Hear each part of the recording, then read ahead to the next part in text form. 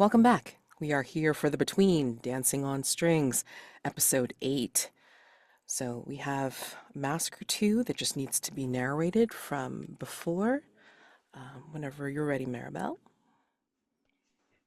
We see probably basically be able to describe it as a hut. It is just on the edge of town. You can see the smoke and the smog over London, and it's well kept outside. There's a small garden, little not weedy, but a little overgrown with herbs. And on the inside, there is a woman hunched over a table, surrounded by dried herbs and flowers and strange knickknacks and paraphernalia on shelves that you could swear that one of those jars is full of eyeballs. But she's muttering to herself as she works. You can hear the sound of something scraping against metal. You could hear the sound of hammering and cloth rustling. And she says, "Oh, my dear, you're perfect. Look at you. Look at you. You look just like her. Oh, the madam is going to be just absolutely pleased with you. How could she not? You're beautiful." And we see on the table the inside of Marybelle's face as it is being pulled out of the mold, the glass and porcelain taking on the shape that we know so well of the big cheeks and the little nose. And we see this woman scraping the name Marybelle into the back of the face where it won't be visible to anyone, but it'll be in there. And she says, "And now, of course, the final touches." And she pulls out a small leather bag, tiny even, fit in the palm of your hand easily. She opens it up, and inside of it she puts a lock of hair, a variety of fingernail cuttings, and a handkerchief spotted in blood. She does up the bag, places it gently inside Marybelle's face, and begins to attach the back of Marybelle's head and the curly red wire ringlets that we know so well. "Almost done now. You're so beautiful already," the woman says. Marybelle isn't responding. The woman, I mean, she doesn't understand what will happen to Marybelle in the future. But right now, she does seem to be very perfect. A perfect little poppet. Oh, sorry, that I forgot to say what it even was that I was narrating. That was narrate a flashback to when your creator showered you with affection as if you were already perfect, despite your crude, lifeless form. Still very evocative. Thank you. So we were in deep in day phase last time. I don't know if anybody wants to kind of recap in a sentence or two what they remember their character involved with for last session before we enter into this one. Kemuel went out for tea with Hetty and had a conversation and kidnapped or knocked unconscious and kidnapped a befuddled member of parliament and was in a brief altercation with the constabulary, I believe. The entirety of my notes from last session are Val and the monkey. So I'm assuming that this last session was the one where Marybelle and Val were out on the town, trying to experience what was going on in the theater, trying to figure out what was happening with the strange play. And Marybelle had a little altercation with an organ grinder and his monkey that Val was very diplomatic about. Yeah, and we explored the theatre, and Marybelle met a theatre owner, and Val was searching around on the stage and in the wings.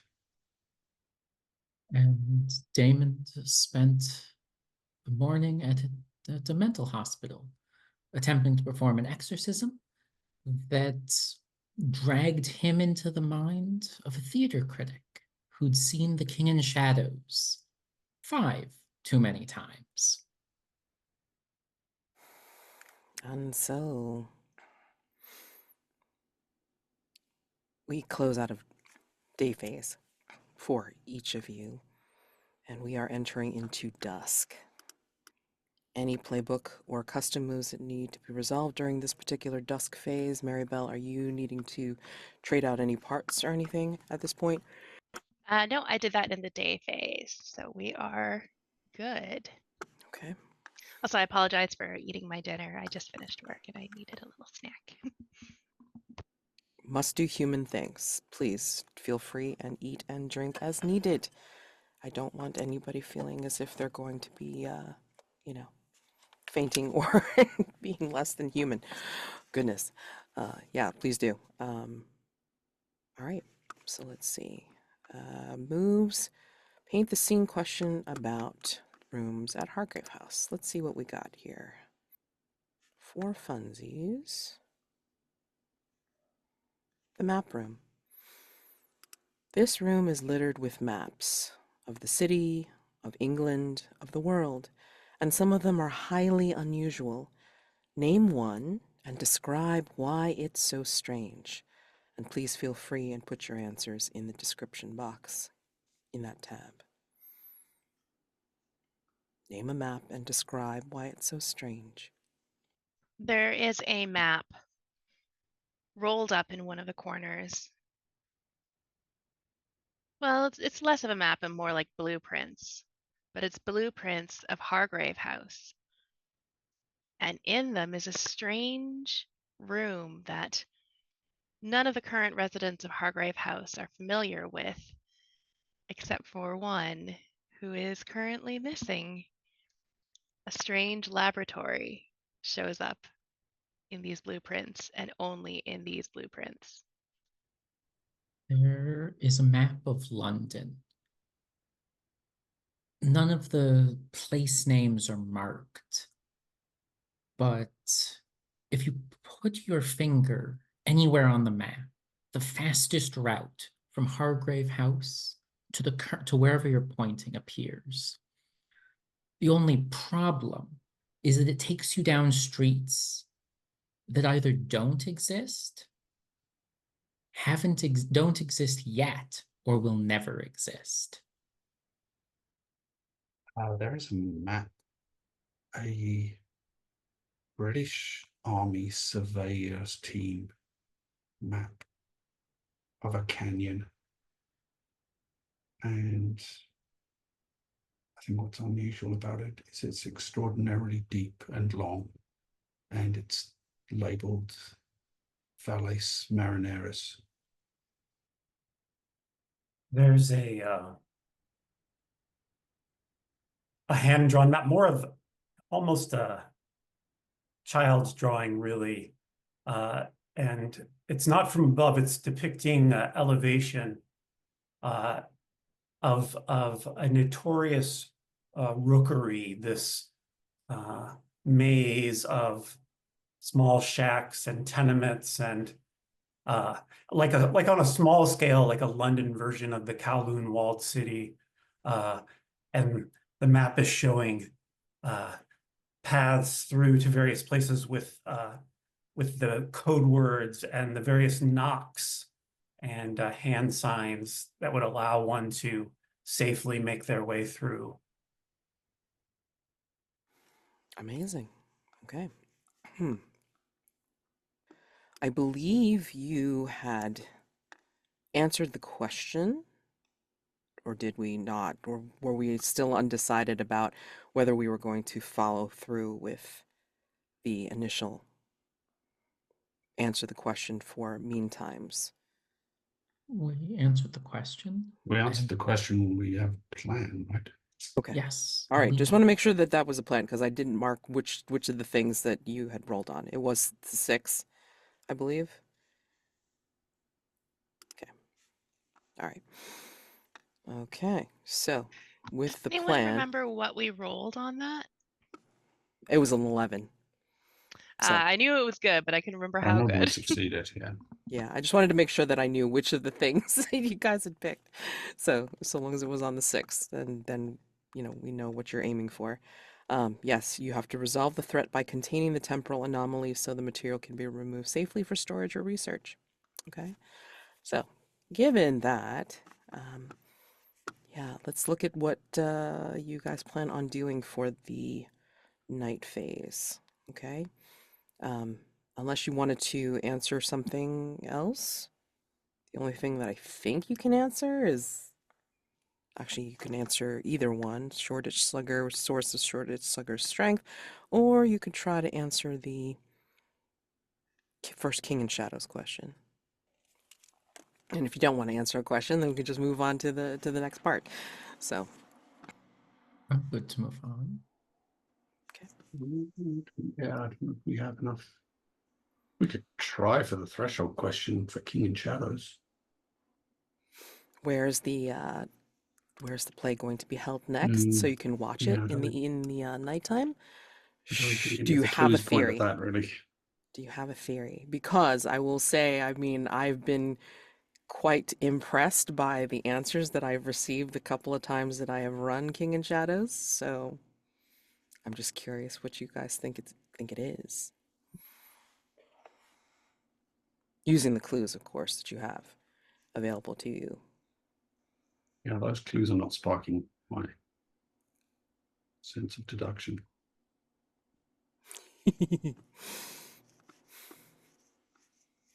Unless it's I- in the Houses of Sorry. Parliament. Give a guess. Discuss. Perfectly fine. I'm kind of fixated on this whole life imitates art, imitates life, imitates art, imitates. I feel like there's something in there suggesting that if life imitates art, imitates life, then art or this play will be somewhere that imitates life or imitates art. The disheveled, disoriented member of parliament makes me think it's going to be at parliament where people make policies in an imitation of understanding what life is like, and also budgeting around what kind of arts funding is available, etc. That's just where my brain was going with that one. I also might have an idea for the Shoreditch Slugger, where we are looking for the source of the Shoreditch Slugger's superhuman strength. And it actually involves the love letter that Val receives. Oh, that's not where I thought you were going there. I think, and stay with me here, I think the source of the Shoreditch Slugger's superhuman strength is actually some sort of stolen energy from other men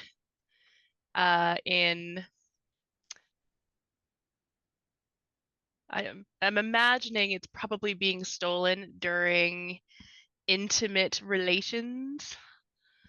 And the love letter slipped into Val's pocket was more like a invitation to a weird man strength swapping MLM. Not MLM as in men loving men, but MLN as in multi-level marketing, Yeah. a pyramid scheme of sex and strength. And it could even tie into some of the other clues as well, because the botanical elixir could be like a restorative for the men who've been drained in that way. Like it's not as good as their initial vitality, but it like keeps them, it's enough to keep them alive or something, even though And the they're slugger selling has it for drained them. their pyramid scheme to each other. They get you recruit eight new guys and get with it's them. even like it's even making them stronger so that the slugger can like drain more power from them.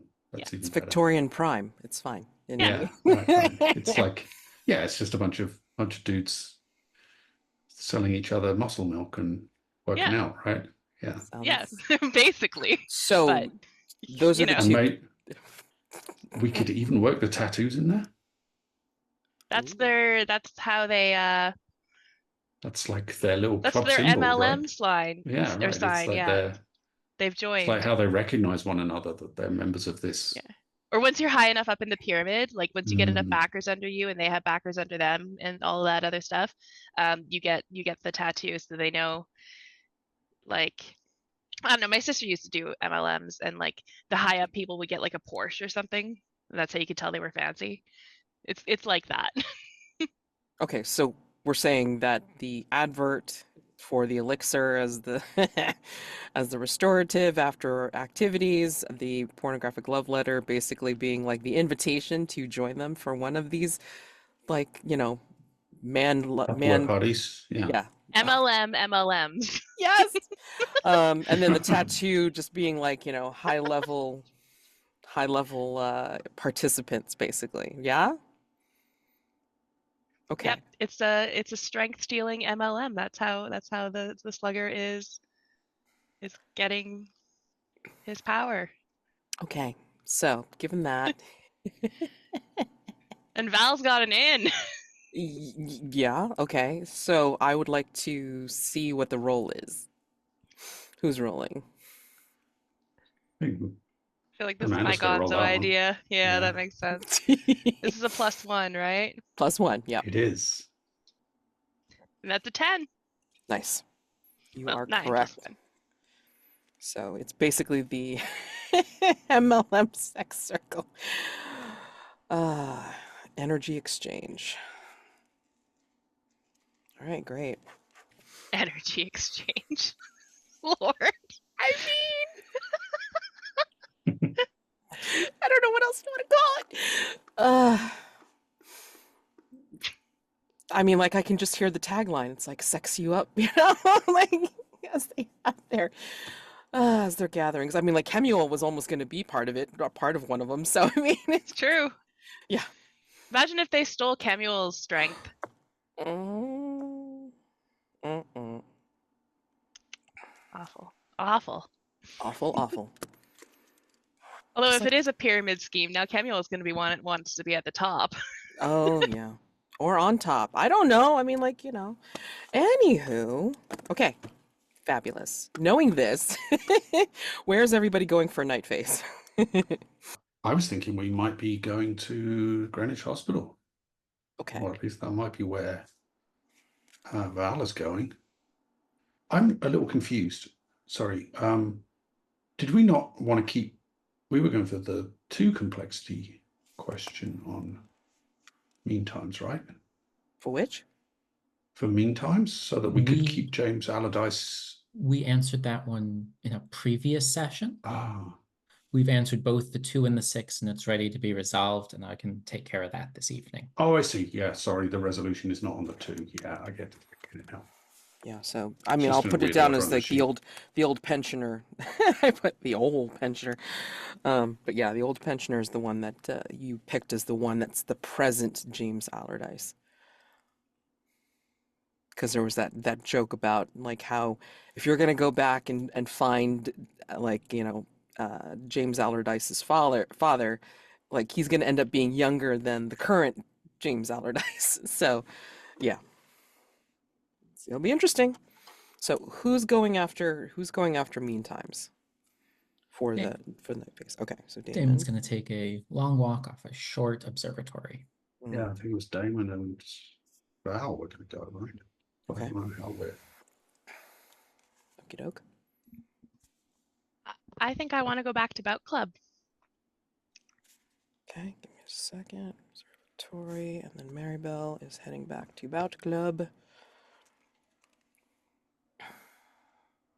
It was held in the church, and I think you're going to find out that tonight it's being held in an abandoned theater.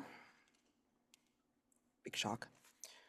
Is it the same abandoned theater? Is this how they're making up money after all of that loss? No, no, this is not Ranley. This is not Ranley Chapel. Not enough room. Not enough room for all the testosterone that's going to be traded. Sorry. Oh, that's delicious. Okay. And Kemuel, where are you going for night phase? Yeah, I think Kemuel will go to Bout Club as well. Oh, yes. And then we're going to do the unseen, which tonight is going to be a night at the Grand Guignol, the baker's son. Every class of people in London is represented in the audience at the Theatre Grand Guignol. They have come to watch the newest production, The Baker's Son, a story filled with romance, heartbreak, and bucketfuls of blood. This is one of my favorites. Paint the scene as the limelights pop to life. Okay, so we're going to do that one as everyone participates. Act 1 will be Amanda. Act 2 will be Mark. Act 3 will be Jeremy. Okay. So, given that, Damon and Val going to Greenwich Observatory, Marybelle's and Kemuel are going to Bout Club, yeah? At the abandoned theater. This abandoned theater is actually going to be in the West End. It is not the Palais de Gaieté, it's going to be something else, which I'll figure out something. But actually, you can't see the marquee name on it because it's been so long abandoned that, like, all you see are just faded letters of this theater. But it's got enough room for everyone that will be purported to be here in the evening. And yeah, for night phase. Are you, Damon and Val, are you going to visit with President James Allardyce first, or are you going just straight to Dr. Fisher's office and doing what you need to do to get into that mode? What are you doing? What are you thinking, Damon? I'm open to suggestions. Sounds like you wanted to go through. Getting a little bit more information about the island from someone who's been searching for it their entire life seems like a prudent idea. All right. Well, take you through the hospital first to the old pensioner's room. Do you surprise him? Do you actually go and try to do visiting hours, or how do you approach him? That's my first question. So, Val, are we breaking him out to take him with us? If so, I don't think we come for visiting hours. I think we sneak in. Yeah, visiting hours would presumably be during the daytime. Yeah, I guess that does make sense. You're going to bring him back, right? I mean, at least to this timeline. From the island, I mean. Of course. We're not going to just leave someone behind. I didn't mean to question your intentions, Damon, but I thought it a question worth asking.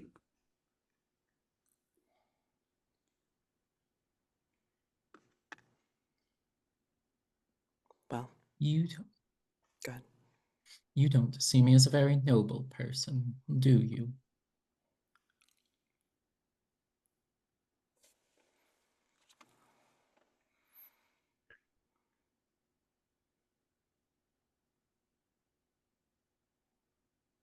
I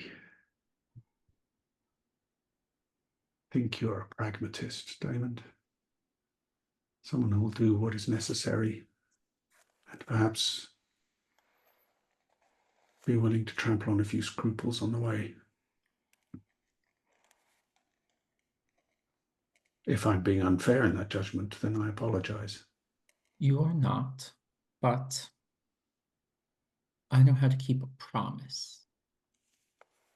They have been forced upon me my whole life, and I know how to keep them. Promises forced upon one are No different than the oaths you perhaps, take. but those oaths, well, at least when I made them, I sincerely believed. And when I made mine, I sincerely believed that they would stop the pain. Shall we to the hospital then? Lead the way. You find yourself at the hospital at a late hour. Then I imagine that things are dimly lit and you sneak your way into elderly James Allardyce's room, and he is facing the wall, sleeping fitfully. Do you wake him or do you just try and bring him with you? It seems to me it would be much easier to bring someone who is awake. Yes. Yes. Perhaps you should wake him, Val. I don't have the best track record with people with his name. I think Val crouches down beside his bed and gently shakes his shoulder. It's Lieutenant Allardyce. We have come to help you complete your mission. Hail a cursed ship, a doomed crew, lured to the very bottom of the sea. And he wakes himself um, at your words, possibly your touch, and looks at you very bleary-eyed. Val, what are you doing here? It's time to go, James. Where are we going? Is it back on the whippet already?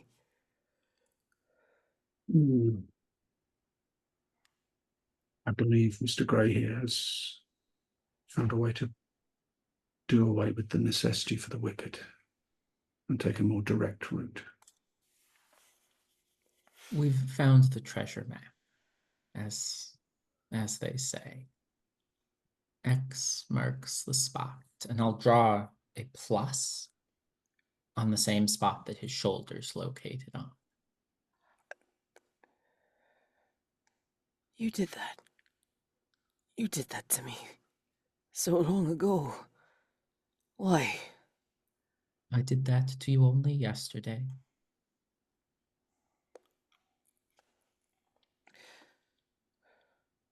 You said I would see my father. Unfortunately, I did not say when. It would appear I was, and he'd do some quick math, about 50 years off. We will see him now then. Soon enough. We must first make our way to Greenwich Observatory. With a fair wind at our back, we should see him before the day is out.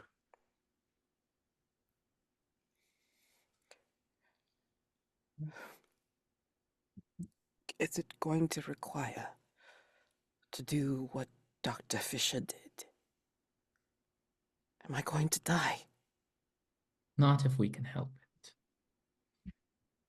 We've got something that Dr. Fisher doesn't that will ensure our safety. And Daymond will reach into his pocket and pull out the fragment of star metal, the proverbial key to the treasure chest. I haven't seen that for years. They called it cursed. The crew, they said, they said it would bring us nothing but ill. Was that me? I don't know, Lieutenant Allardyce, but suffice to say, if it were, you're not the only one in this room that bears a curse. Well, if I must meet my fate, then I guess tonight is as good as any, huh? Yeah. Do I need to, change? He's in the institutional pajamas. Something more befitting of one of Her Majesty's lieutenants. And Daymond will go to the closet, where regardless of whether or not a uniform that fits him was previously, Daymond will pull one out. How did you do that? My family has a history of finding just the right bit of clothing at just the right moment. And he will proceed to put the uniform on, and he will go with you. Cutting over to Kemuel and Marybelle. You head over to the new location that you found out from Jester and Brick and all the others and such. And it is the abandoned theater at the far end of the West End. Like, past the thriving district part, past the bars, past the, some of the makeshift places of work. And this is at the far end where you can see all the clapboards, like, hastily put up, but from long ago. And through the chink in the boards, you can see light coming through. It sounds like there's some gearing up of activity inside, but strangely enough, in the back entrance where people would normally go, you don't see Brick. I mean, he should be out here being the, the guard and the bouncer and such, but he's not out here. You can just hear a hum and just people talking inside. I do believe if there is no bouncer, so to speak, at the door, we just go in. I find that is the best policy. Hmm. Shall we? Have you ever been to an event like this before? We confess that the event that we saw the other night seemed to be quite a lot different than the event that you and Valentine participated in. It was an event with which we are intimately familiar. Ah, I see. Well, perhaps I will be able to experience that event as well tonight. Perhaps so. Do you intend to take part in the sport, Marybelle? If I am invited, perhaps. Well, perhaps we can wrangle you an invitation. After you. Thank you. And we walk in. It is a different energy tonight. The crowd set up like in the rows instead of like around in a circle, because of the stage being, of course, like a regular theater stage. So it's like more of an raised platform. But the crowd is just excitedly talking amongst each other. And there's just a different energy tonight. There's still like a lot of like masculine energy, but for some reason it doesn't feel the same as when you were both here in different parts of Bout Club. Jester is nowhere to be seen. At least not yet. But everybody is piled in their seats and then just kind of like talking amongst themselves. I think I will just choose a seat next to anyone. Marybelle isn't particularly discerning about who looks like they're gonna, flap their jaws and who's not. And say, hello, I'm Marybelle. Duh.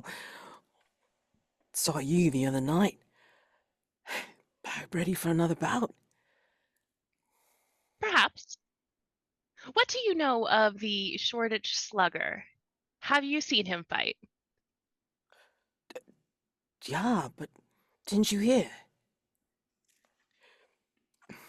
It seems like he was bought off. Bought off. What does that mean? Well, it means that nobody's going to die tonight. That seems to be the ticket. But yeah, there was like before the club even got together, it was like where Jester was talking to some birds, and they were trading some conversation and a big bag of money. Supposedly the Shoreditch Slugger is like sloughed off. He's not going to be fighting anymore. I mean, I can tell you, if you look around, there's going to be a lot of folks who are like incredibly relieved. Don't have to deal with that shit. Well, it seems like the problem has been solved. And I just turn to Kemuel. I just ignore that these people exist anymore. Kemuel, it seems that we have nothing to investigate here. Yes, and I overheard the fellow say no one was going to be killed this evening, so it is all sounding rather boring.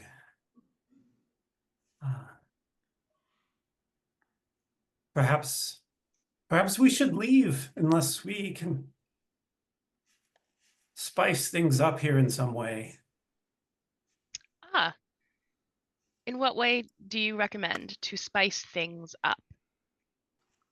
Perhaps we should find the director of this evening's events.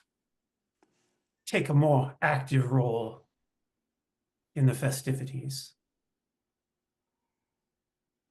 And that would be entertaining? More entertaining than watching as everyone sits and twiddles their appendages. Yes, I do understand. And I think she just sort of, her hands start to spin around in weird circles. You're delightful, Marybelle. Utterly without pretense. It's quite refreshing. There's actually some fights going up by somebody who has just stepped up and started to call out people's names like for bouts. So there are some people gathering to get ready to go on stage for their particular fights. But yeah, I mean, like, the Shoreditch Slugger is nowhere to be found, and neither is Jester. At least not yet. Paint the scene. As the limelights pop to life and the crimson curtain is raised, what do we see as our eyes scan the stage that tells us this is the story of a humble baker's son as we head to the night at the Grand Guignol? And because King in Shadows is active, you must answer, how does reality subtly distort in the background? There are on stage, hanging from boards and fake walls, long loaves of bread. You can tell that they are real bread baked for this play, but they have gone very hard over the days it's been hanging up on the stage there. It still looks relatively tasty, but as you watch, the bread starts to take on strange shapes. Instead of a baguette. It becomes more phallic and strange. Instead of buns and rolls, the shapes start to take on genitalia. Nobody seems to notice or say anything. But if you blink and look back at the stage, it's all back to normal again, just loaves of hard bread. The first time that the curtains rose, we didn't see the stage as it was set. We saw the dressing rooms of all of the actors getting ready, changing into costume. We saw the lovely figure of the actress playing Dahlia, nude, changing into her outfit. We saw the noble garb of her father as he slipped in and had attendants putting the different pieces of jewelry on him. But we saw the baker's son's dressing room, and his is the only room that has just a single set of clothing in it. There's one outfit that he will wear for pretty much the entire show. Whoever's manning the curtains quickly realizes that something's gone awry and closes them quickly. Once the curtains rise for a second time, we see the stage ready for Act 1. And at the opening of Act 1, that baker's son starts the play asleep in his simple bed above and warmed by the oven that bakes the bread. And I think if one would expect this to be a prop oven with some kind of light shining on perhaps a piece of orange fabric to suggest flames within, but it looks like a real fire, and there is real smoke billowing from the chimney above it. And entering from the opposite side of the stage, we see an older man in an apron, older but still quite hale. He's very burly, and he's hoisting a big burlap sack over his shoulder. He makes his way across the room, smiles down at the sleeping youth, and exits through a door in the backdrop of the stage. And then out of sight, we hear a loud thump and a poof of white clouds out from the bottom of the door. And the older man stumbles back out, completely covered in flour. And the audience laughs.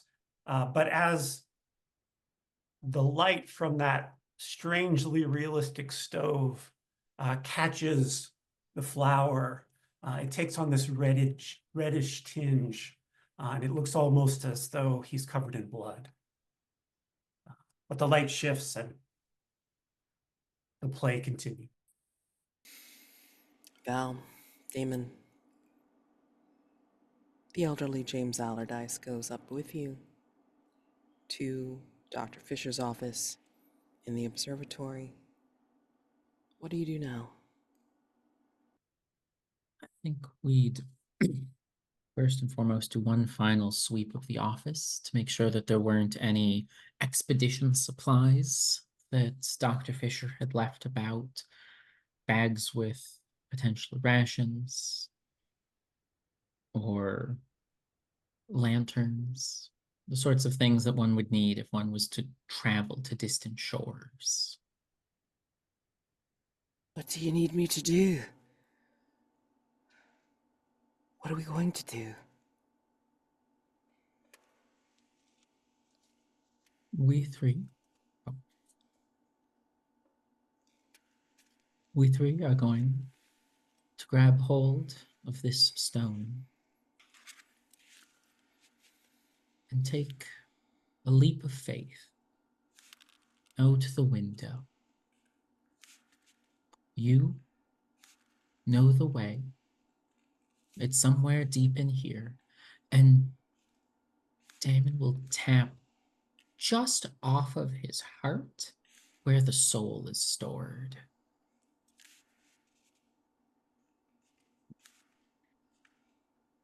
I will open the door, and Val, dear Valentine, will guard the way. I think Val gives a small, neat bow.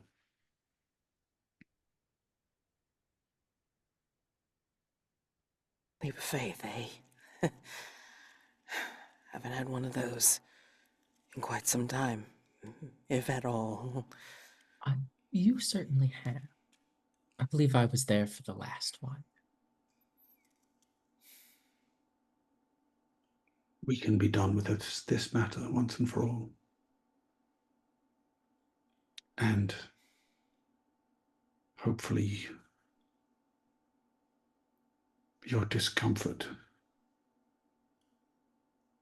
at the lack of resolution of this unfortunate history will be set to rest as well. So, before we do take that leap of faith, I do have one question for you, James. Have you met your other selves? Well, what do you mean? The discomfort that you're feeling is because you are here in London thrice over. And I was curious if they'd sought you out or you'd sought them out.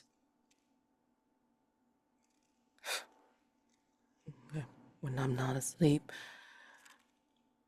in my nightmares, I'm awake, but I see different things from when I was younger.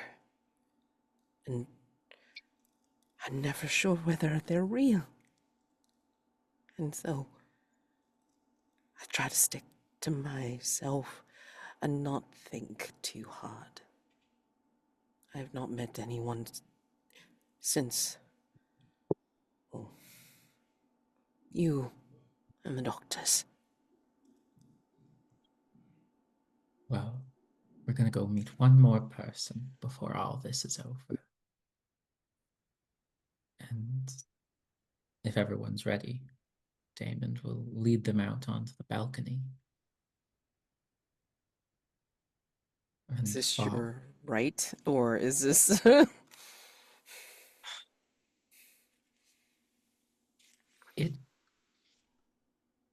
It's not my rites of salt and smoke, it's someone else's. I don't think this involves the physical pain of Daymond pulling at himself. It would be a rite of salt and smoke to travel to distant shores, but it is for whichever dark creature, maybe not even a dark creature, that inhabits this stone. That's the ritual we'll be following. Take a look at your conditions. Oh, yeah, no, it's not going to be pretty. Mm-hmm. Mm-hmm. You're at disadvantage. Although, because you have the piece of the anomaly with you, I will say it's canceled out, so you can roll straight roll with sensitivity. That sounds delightful. Please don't kill Val dice. Oh, the dice killed Val. Val can take it. Oh, it's a 6. Well, Uh, on a miss. What does your move say? Just It doesn't actually do anything on a miss. Oh, well, then it's just a keeper reaction. Yep. My reaction is the fact that you do open a doorway, but it is not exactly where you thought it was going to go. You do not see skies of blue or an island that you can go to. It's more of a miasma of waters that do not look as if they belong to this world whatsoever, and a place and time that maybe you've only seen once before, or a couple times before, depending on what you think. How did I describe the void? An inky, viscous darkness? Something like that. And you hear James Allardyce's panicked voice saying behind you, Daymond, what is this? This is the doomed. This is the doomed sail. This is what I saw. My vision. The future. This is not what you promised. We'll have to use a mask because I did promise to bring him back safely, and killing him on the doorstep is not bringing him back safely. Nope. I'm happy to put on a mask. I wanted to say turn a mask, but that would be to mix public access and the between. I will. Yeah, it'll be a mask of the past. On a 17. Yeah. We both have to do it, do we? Or no, just No, No, just because oh it- yeah, right, yeah, right. Because it's it's not his the whole weapon. resolution. Yeah. On a 7 to 9, it's like you have to pick an effect and you have to pick a complication. Or since this complication does not just affect me, but affects Val as well. Val, do you have a preference on what you'd like the effect to be? Our options are less than what we wanted, short-lived, I get a condition, immediate unwanted attention, or a problematic side effect. Be interesting. I don't want to give you a condition. That feels a little unfair. I'm torn between three. The one, I think it might be interesting to make it short-lived so that we're on a clock. Ooh.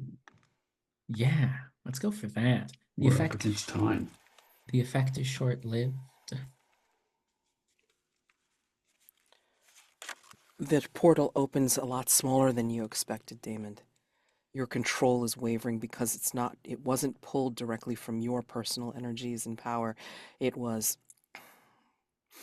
based on this piece of star metal that you don't have a full understanding of. So you go through now, or you don't go through at all. Do you all go? Yes. The whole one back down. Okay. And, James will reach out for your hands. Deliver me. You will see through your promise, yes?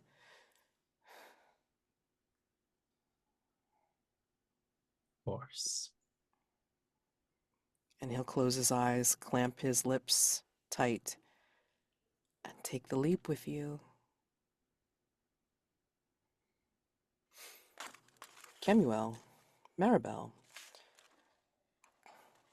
do you choose to stay at Bout Club or do you do something else? I think Kemuel would stay and make his way towards the front, looking to see if any of those people who are gathered have the tattoo of the twisted tree. When you say go to the front, you mean where the bulk of the people are, like milling amongst the crowd, or are you talking about where it looked like that they were sort of convening to get ready for a bout or gotcha. whatever. I would say if you want to do an, you cannot resolve this threat now that um, I've hinted that the Shoreditch Slugger is out of play. But you could conceivably, like, earn a clue towards something else. Because it is strange now that the King in Shadows is around. Okay? So I offer up an investigation move, information move, and you can like look around, see if you can spot the tattoo, the tree tattoo, but you may discover other things along the way. Yeah, maybe they'll make their way in amongst the people, Mhm. chatting and seeing if anyone has been up to anything else in their evenings aside from Bout Club. Okay. All right. Whether they've taken any shows. Go ahead and roll information move with presence if that's what you're leaning on. Yeah, I think so. That is 11. Since we're not working off of clue number, you could conceivably do something to make it a 12 if you want. Sure, why not? Why not? Yeah, I'll mark a mask to bump it up. Okay. You don't see the tattoo of the tree, of the twisted tree, but you do see a lot of people sporting changes to their face that don't look necessarily like it's from bruising or from, being beaten up, like in these bouts. There's like a slight distension as if their faces are turning mask-like, and a growth as if like another face is appearing on another side of their head, depending on how changed they are. And you hear chatter as you move amongst them a lot about seeing some kind of show. Since they're in a theater, that's like, they're kind of like talking as everybody else is gathering around to get ready for their bout. And funnily enough, from one of these fighters, one of these very working class, plain fighters, you will hear, "There is no beast more stubborn than a woman, and neither fire nor leopard is more ruthless." That describes her very well, doesn't it? It is a line from Lysistrata by Aristophanes. And if you happen to go up to get a little bit more information from this person, they'll tell you about a hooded and cloaked figure that has walked among them after Bout Club, after they've gathered, and has gone up to several of them and offered them something. Something. Give me a second as I pull out another clue. They offer up that they've met this. They believe it's a woman. And fresh from Bout Club, they couldn't believe that she was talking to them. But then what she was saying was just giving them all sorts of strange feelings, as if they were trying to shake off some kind of control, as if they did not have control over their body any longer. And she would move her fingers in such a way that made it seem like she had control over their limbs. That's why we were talking about her being ruthless, mate. It's like you'd almost suspect that she had some kind of like what do they call it? Hypnosis or something. It was really odd. Barry over there said that he felt like he couldn't move his own arms and legs of his own accord. It's the weirdest thing, and not just because he was tired. So odd. Very glad to get her out of here. She hasn't been He back. sounds wonderful. Oh, she hadn't been back since she was talking with the Slugger. She spoke with the Slugger. Yes. We should like to make her acquaintance. Never saw her before, mate. And as far as we know, won't see her again. Seems like she got what she came for, right? Yes, she made her choice, her selection, it seems. And Marib- you all are the remnants. Good evening. Marybelle, while Kemuel makes his way through the crowd, makes their way to the crowd, where are you going or what do you do? I would like to look around. Did the guys that we were talking to earlier, did they say that the Slugger had been here and left, or did they say that he hadn't shown up at all? They said, like, some of them had said that they had seen him talking with this person. Yeah. And had gotten essentially, like, they thought that he had gotten bought off. Yeah. I would like to go and snoop around the area where that conversation was supposedly, where it supposedly taken place, Sure. to see if there's anything around. Maybe somebody dropped something. If there's any kind of good vantage point where somebody might have seen something, that kind of thing. Okay.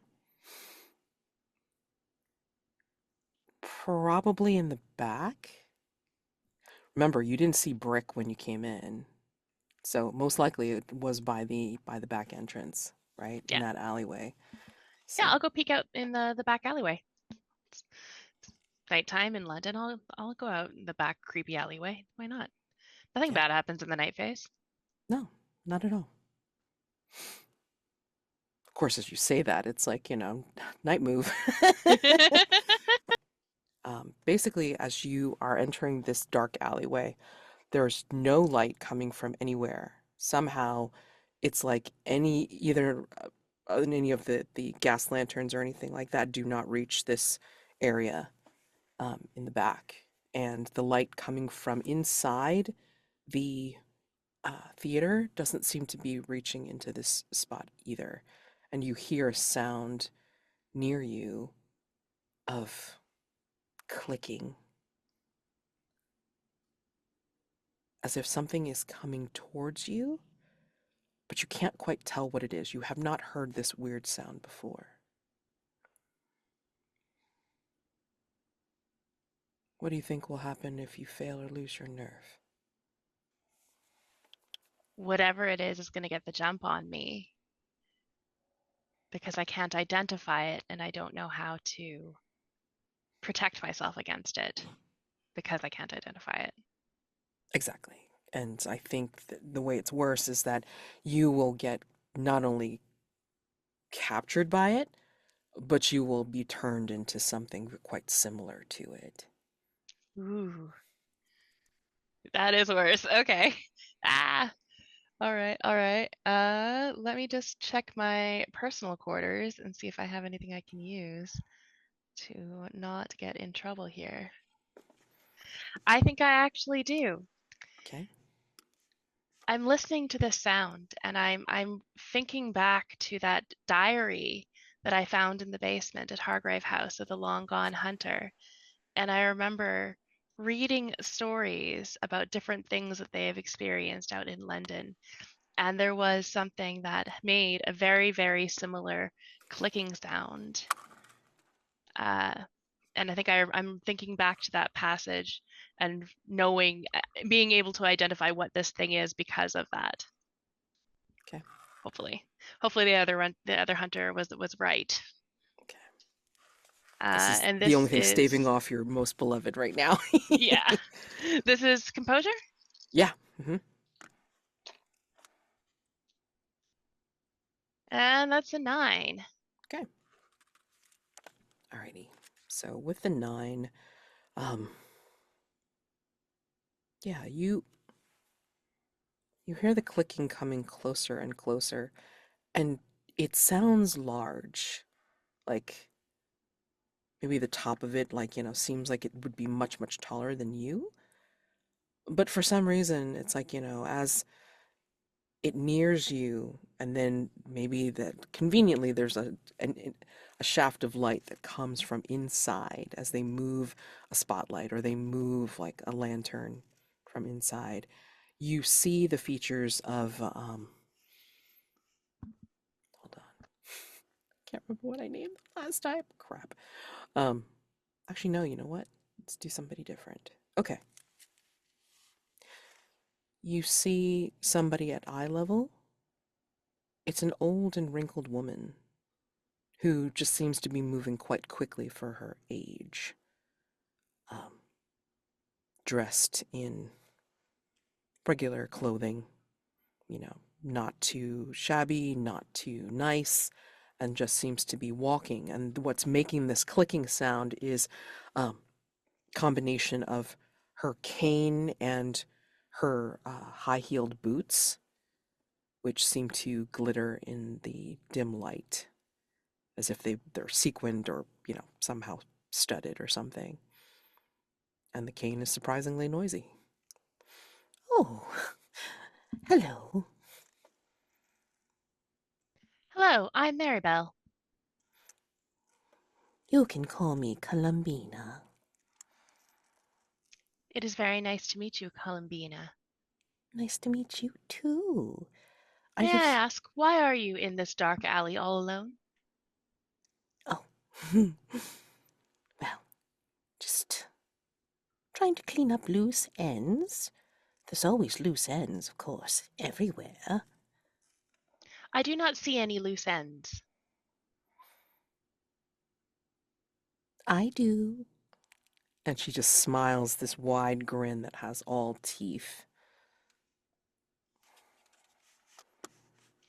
Marybelle mimics the smile, Mark. and I imagine it looks just as weird on Marybelle as it does on this woman. Mm-hmm. And they say, "Are you here for Bout Club?" No, dear. I'm here for you. Mark, described Act 2 in which... Oh, sorry, Amanda. Described Act 1 in which the baker's son, a young man named Daniel, falls in love with a woman, Dahlia, who he cannot have.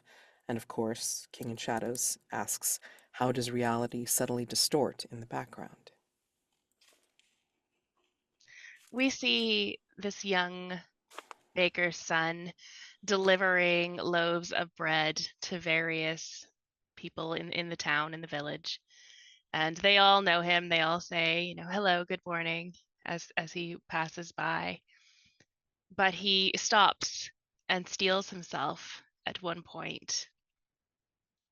He checks his bag or his basket of bread and makes sure he takes out the nicest one, puts it back in, and the audience can practically hear his heart beating, how nervous he is as he walks up to a very fine house where we can see in the window a beautiful young lady.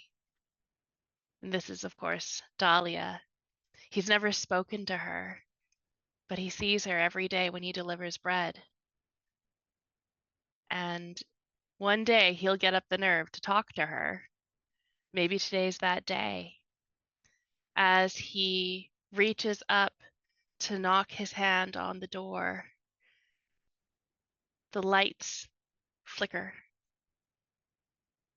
And instead of the baker's son standing in front of this really fancy house, we see him standing in front of the door of an asylum. And we see the woman in the window, but the window's barred now, and the glass is thick. And she's not humming to herself happily. She's pressed up against the glass as if she is dying to get out. And then he knocks on the door and the lights flicker. And we're back at the beautiful house again. Right. Damon, Val, tell me where you end up after you take this leap of faith. Or the leap into the abyss, whichever. It's a small,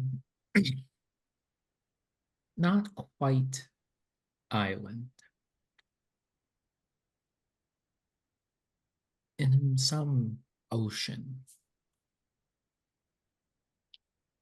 The sky is black, the stars are unfamiliar. I imagine that we wash up onto these distant shores, arrive salty, damp, and looking just a little bit mad. Flecks of the void dancing through our eyes. And I think around us as we wash up, there is wreckage, as though we were cast ashore after a shipwreck. There are tattered scraps of sails and broken pieces of wood and other indications of that being our mode of transport.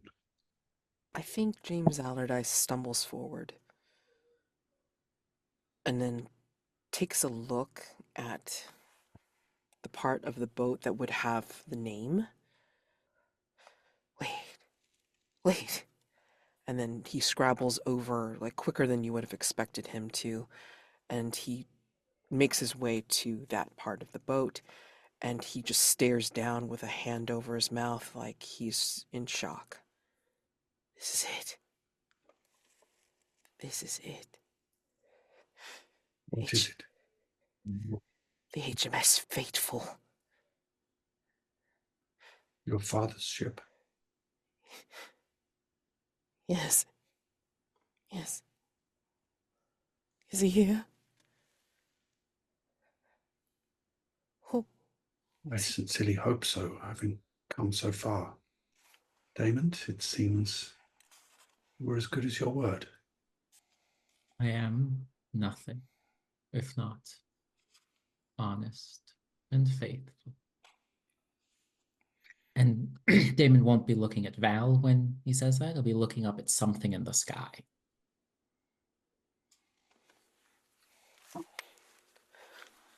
well, I know why I'd be here. What is this to you all? But then, Allardyce, you could say, you and I have a similar affliction, and I would see you relieved of it.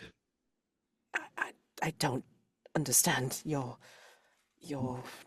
nonsense, Val. I need to see if my pa's here. Damon will pull out one of the lanterns from the bag, strike it, and light it with a match, and hand it to the lieutenant. Lead the way, Lieutenant. This is your search party. And he nods, and he just holds up the lantern high and then calls out for his father. It's a weak bleed to start. And as he makes his way across the beach and into the jungle, the forest, he will become stronger as he gains more confidence and more desperation in realizing this could happen. He could find his father again. Do you both follow? We've come Yes. so far, Val. What's a few more steps? Suppose the only way out is through. Damon will, however, use the still lit match to light one of the other torches and sort of place it on a piece of wreckage to illuminate the part of the beach that we washed ashore on. A beacon in the dark for later. Night Let's hope move. that lasts. Night move as you hear something that does not sound quite natural within the confines of the forest or jungle, whatever is on this island. And this is even as James Allardyce is not heeding that particular scream, call, or whatever. He is just calling for his father as you watch his lantern light bob into the foliage. You might move from which one of us or both of us? Who is closest to Lieutenant Allardyce as he makes his way into the underbrush? Val would be trying to keep up with him Okay. while Daymond is lighting that fire. Okay. All right. So basically, we will incur the night move, Val, as you make your way through, trying to help and possibly protect James. So, what do you think will happen if you fail or lose your nerve? At this stage, one of the worst things that could happen would be for us to become separated. I think it's worse than that. That whatever's here and keeping James Allardyce's father here is going to find you all, and especially him, as if drawn by something about the anomaly, and you could wreck your, not wreck resolving it, but I mean basically like wreck your way home for a little bit. I'm wrong with. Composure, vitality. That's been composure makes sense. Okay. And either one of those is the same at the moment, so.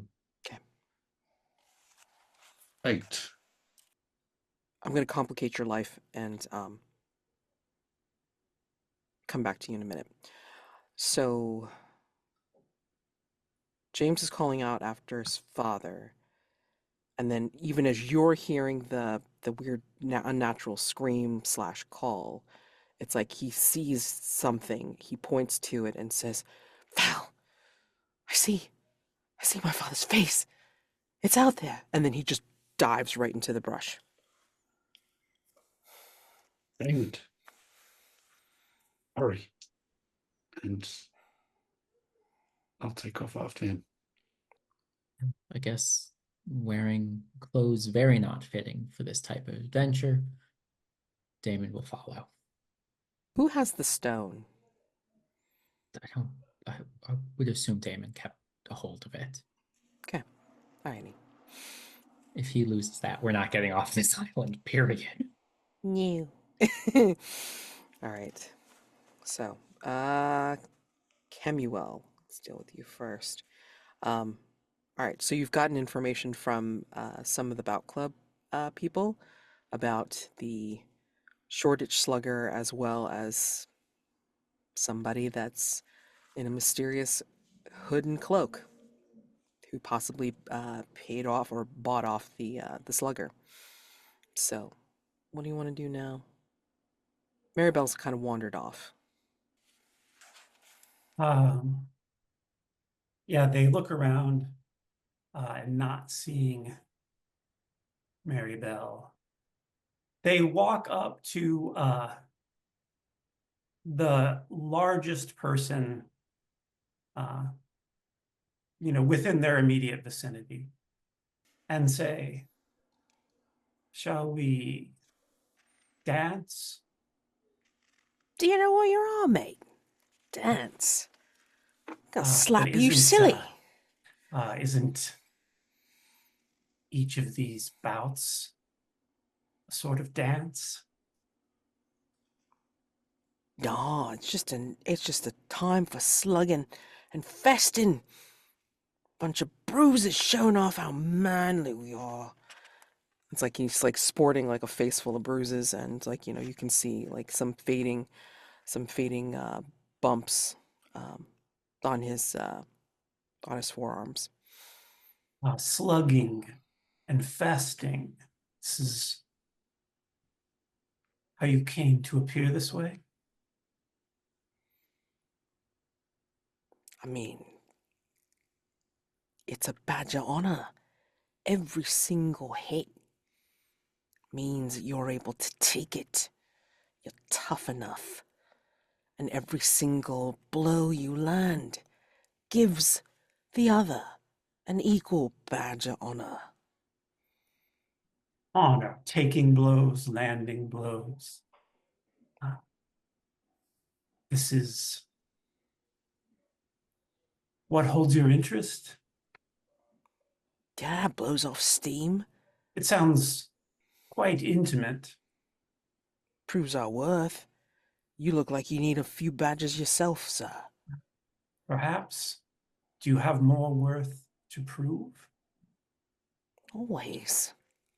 Always. Shall we proceed here, or perhaps make our way back where this could continue in a more prone position? And he just kind of like gives you this look up and down like, oh, that's the kind of play you want. Ah. I'm not part of that higher circle, sir. Ah, the lower circle then, and Kemuel will punch him across the face. Love it. Love it. Yeah, so night move. What are you afraid will happen if you fail or lose your I turn? mean, their beauty will be marred when they're severely beaten. Yeah. I think, like, it's gonna end up being worse because it's gonna end up being a free-for-all. There's no jester, no Oh, brick. brilliant. So, I mean, it's just gonna be like, everybody's gonna see this start, and then they're just gonna call out, like, dog pile or whatever the hell they're gonna say. And it's just not gonna be just you two. It's gonna be like everybody, and then Amazing. just a big melee, like in the Just center. love it. Complete chaos. Complete Amazing. chaos for sure. Okay, so yeah, hold on. Let me just look at your let me look at your conditions. Yeah. Deja vu, Sally saw, marked by constabulary. Ooh. I think because of the way this will turn out if it goes badly, that you're gonna bring down you're gonna bring down some constables into the mix. So yes, complete chaos in turning into a raid. Yeah, so that'll be disadvantage unless you want to call upon some kind of personal quarters to cancel that Oh, out. Lord. I think, oh, do I do this? I Don't know. yeah, why not? I think after that first blow, Mm. they kind of reach behind their back underneath that liturgical cape, that they had on, Uh-huh. and they pull out this large, very large, like thick-fingered, huge thumbs, a wrist like the branch of a tree, this hairy, large knuckled hand, and they smack the person again across the face with that hand. Okay. All right, I guess that cancels out the constabulary then. Okay. Yeah, so straight roll with oh man, vitality. Jeez. Yeah. What That's is it? snake eyes. Awesome. Oh my Awesome. That's okay. That's okay. Hold God. on. Amazing. Okay, so here's what happens. Here's what happens. Well,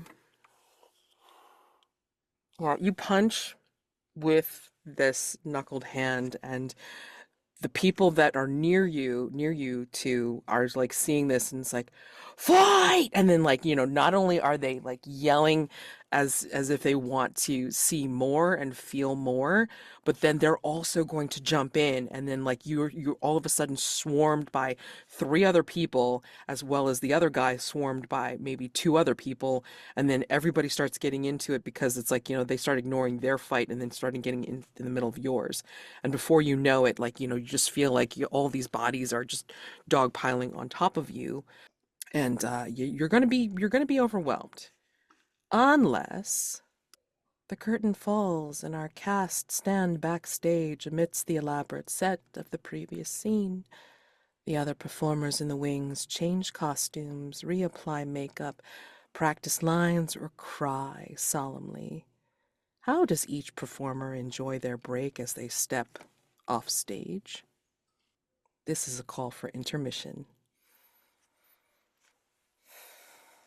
So, the way this works, because King in Shadows is in play and somebody rolled a perilous dramatic miss, yeah, I'm calling intermission.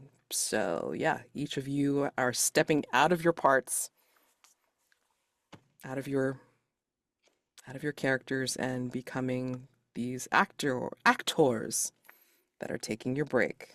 Please narrate what you do as you enjoy this little respite.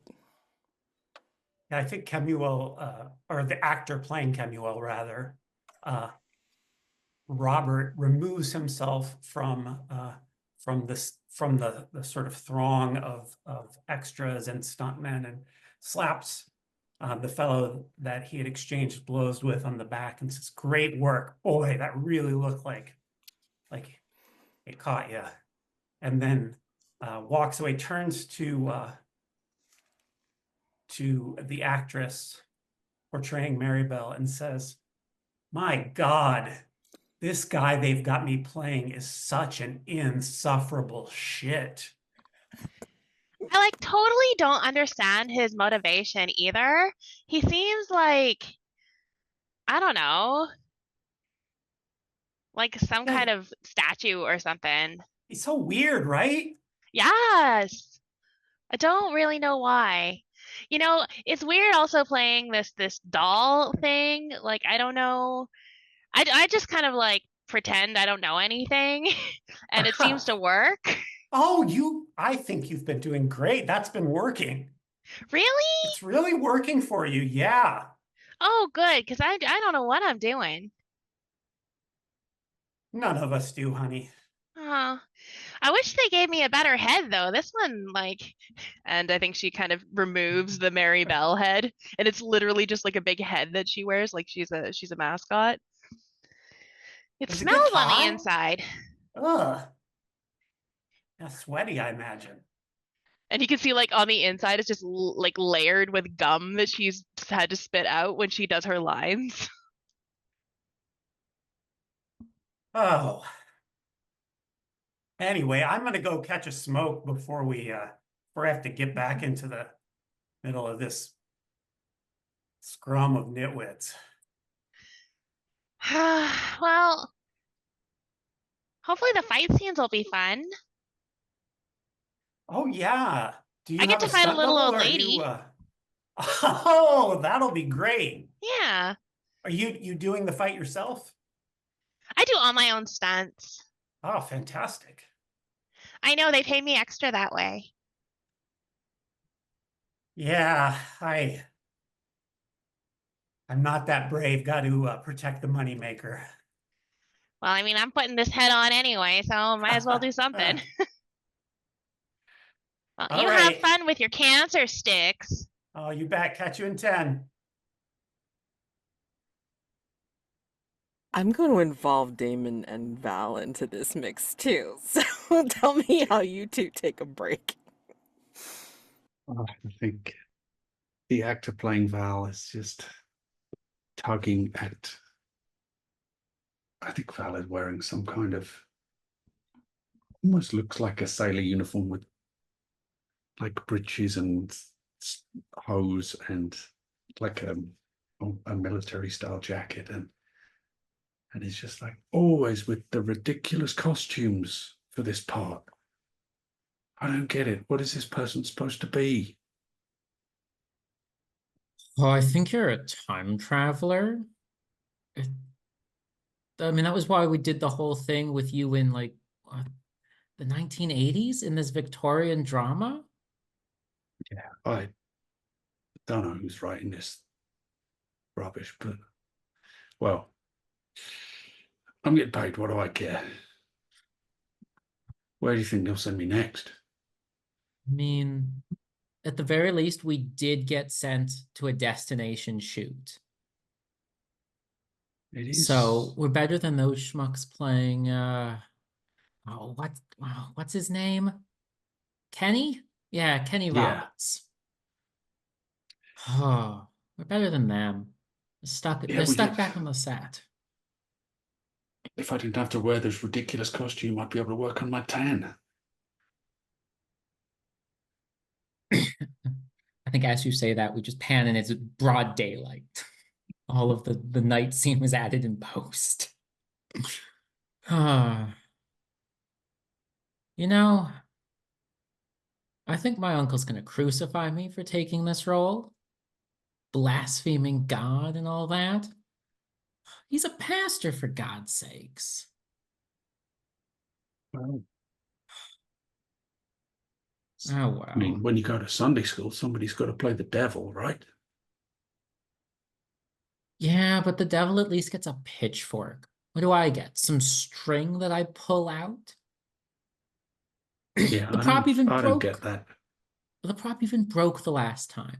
It just kept coming and coming. It was just supposed to be a small little segment that I dropped to the ground, but no, I had to push it through some goddamn fabric just to make sure that it didn't look unnatural. Hope the next time it doesn't break. Ring, ring, ring, ring. Your cell phones are ringing. Oh, it's Amanda. The actress playing Marybelle. Are we picking this up? We don't get reception here, surely. Hey, Amanda, what's up? Hey, Jeremy. You're at the beach, right?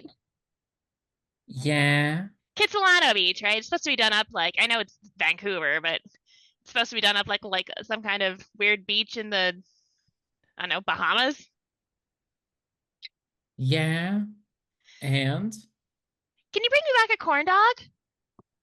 yeah, we'll stop for corn dogs on the way. I'm feeling an off vegan day, you know? Lots of mustard too, okay? Spicy or regular.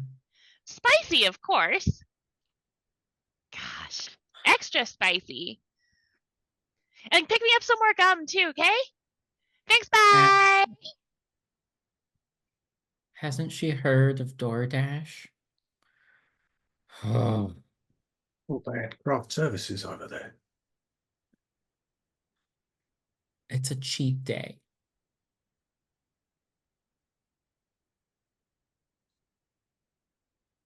Love it. All right, so Kemuel, your scene is basically going up to a 7 to 9. So you succeed in hitting this guy, but you do not incur the wrath of everybody else around you. So you have essentially like, you're included in his bout, but nobody else's, right? So I mean, Fair, like, okay. now you two are just like trading blows.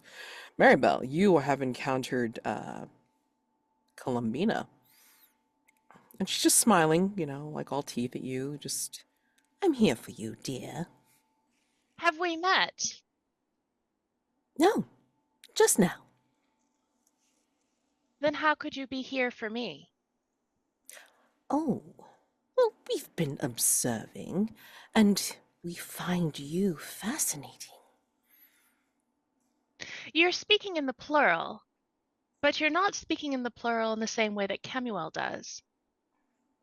This leads me to believe that you are speaking on behalf of a group of people. Which group Perhaps. are you representing? I represent concerns that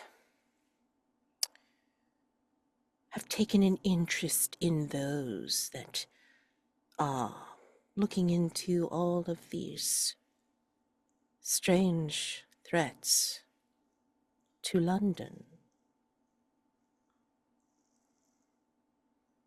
While you Yeah, investigate the threats, we are observing you. that does not seem like a good use of time. Oh, what is Perhaps you would time? be more well employed by engaging your investigative skills elsewhere. And be in direct competition with Hargrave House? Is that what you want?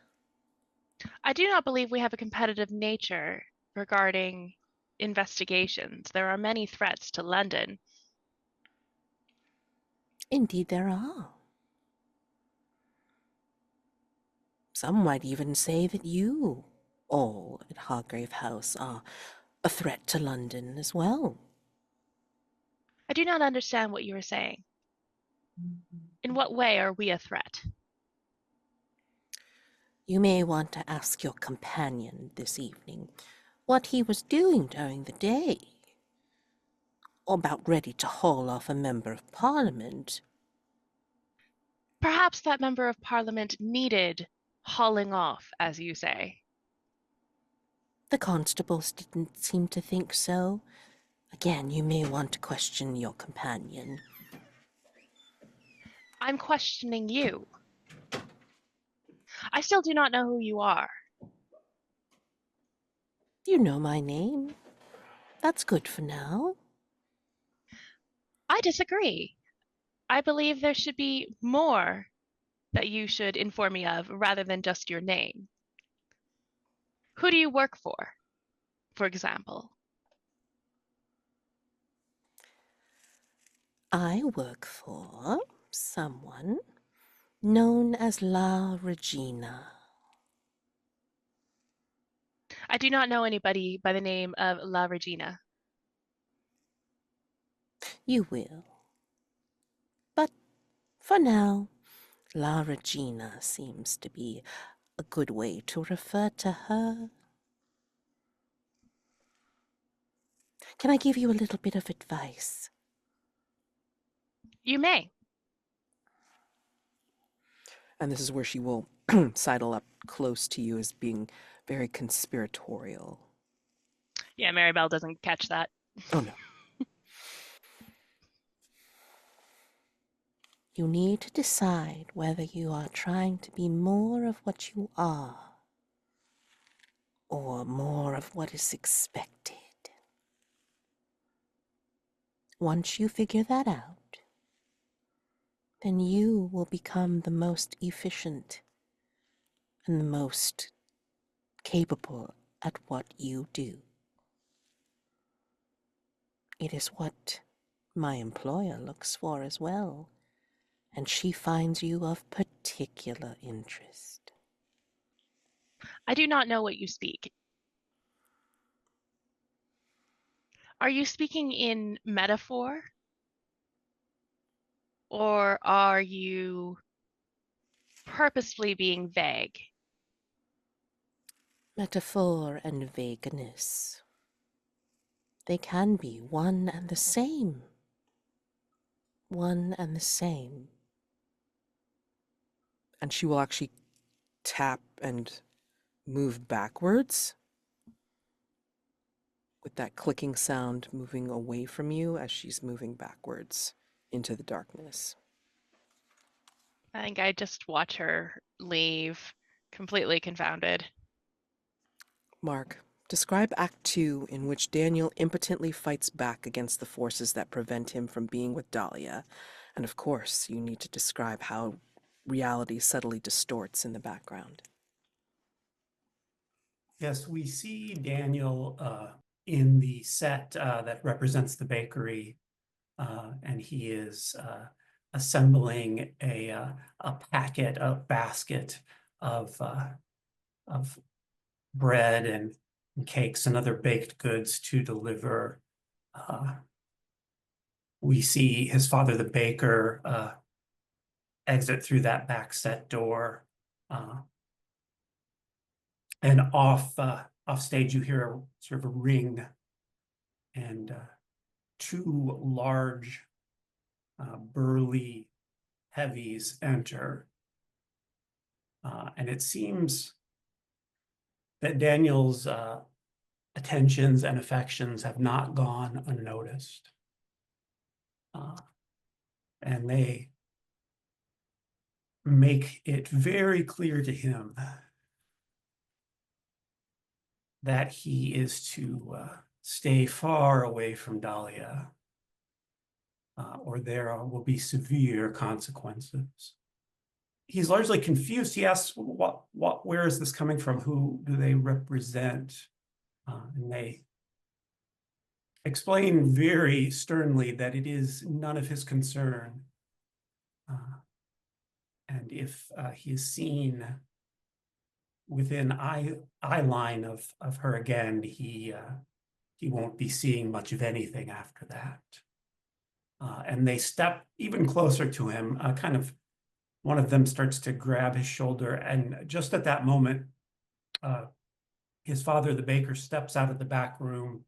Again, a large man, kind of dwarfing Daniel, and sees what's going on and says, it's about enough of that, gents. If you're not here to make an order or make a purchase, I think it's best you leave,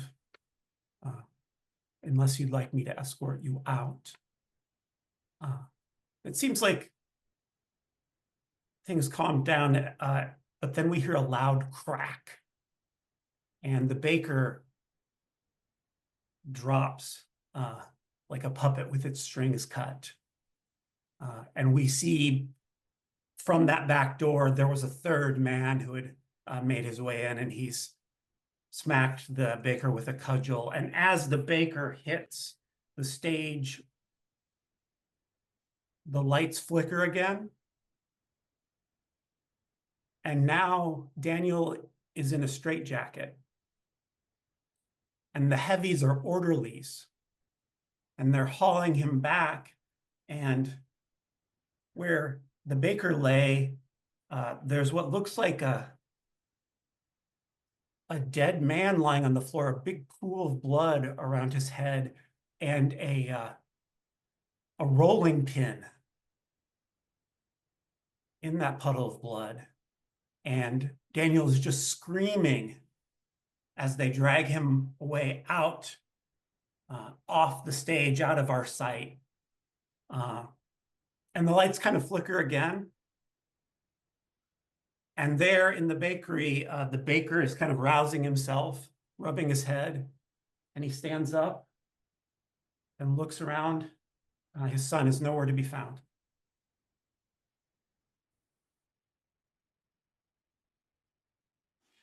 So, Damon, Val, you plunge into the forest, jungle, to see what has happened, as James Allardyce, plunges on ahead in front of you, and you skitter into a clearing, and you can see him raise the lantern high, and this island has, it's almost as if it's got some kind of uh hilltop, and then on this hilltop it's got some kind of altar piece or platform or something. And on top of this platform, you see what looks like a man who is very similar looking to James Allardyce, but not James, not the younger one. And he seems to be in the starlight of this place. You didn't recognize the constellations when you had, washed shore. And it's almost as if in this part of the island, the constellations have converged closer to this platform. And James Allardyce's father just seems to be looking almost worshipfully at this configuration. and James Allardyce is in front of you, calling out, but you hear that cry, and then you realize it's not something that's around you, but it's something coming from these stars here on the island.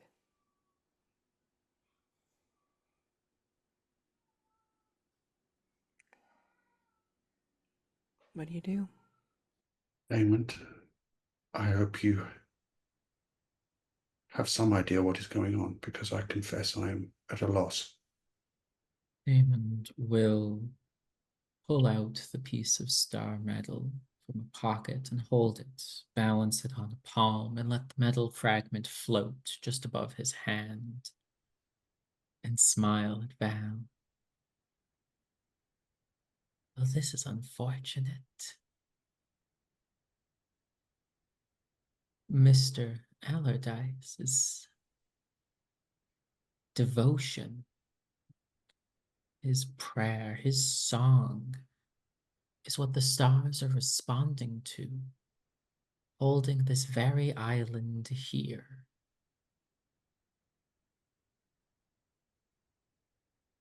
What are you on about, Mr. Gray? What's he doing? He's waiting What will here happen for if we you. stop him? The island will disappear. And us with it? I do not know how much time we will have. The spell that sent us here may not either send us back, or we will need to perform another ritual here to get us out. Why are all those stars surrounding him? What's he gonna do? James, he's here, waiting for you. He can hear anything you have to say to him now, while Valentine and I figure a way out of this. But I'm not sure that he'll be able to speak until the moment that we have to leave.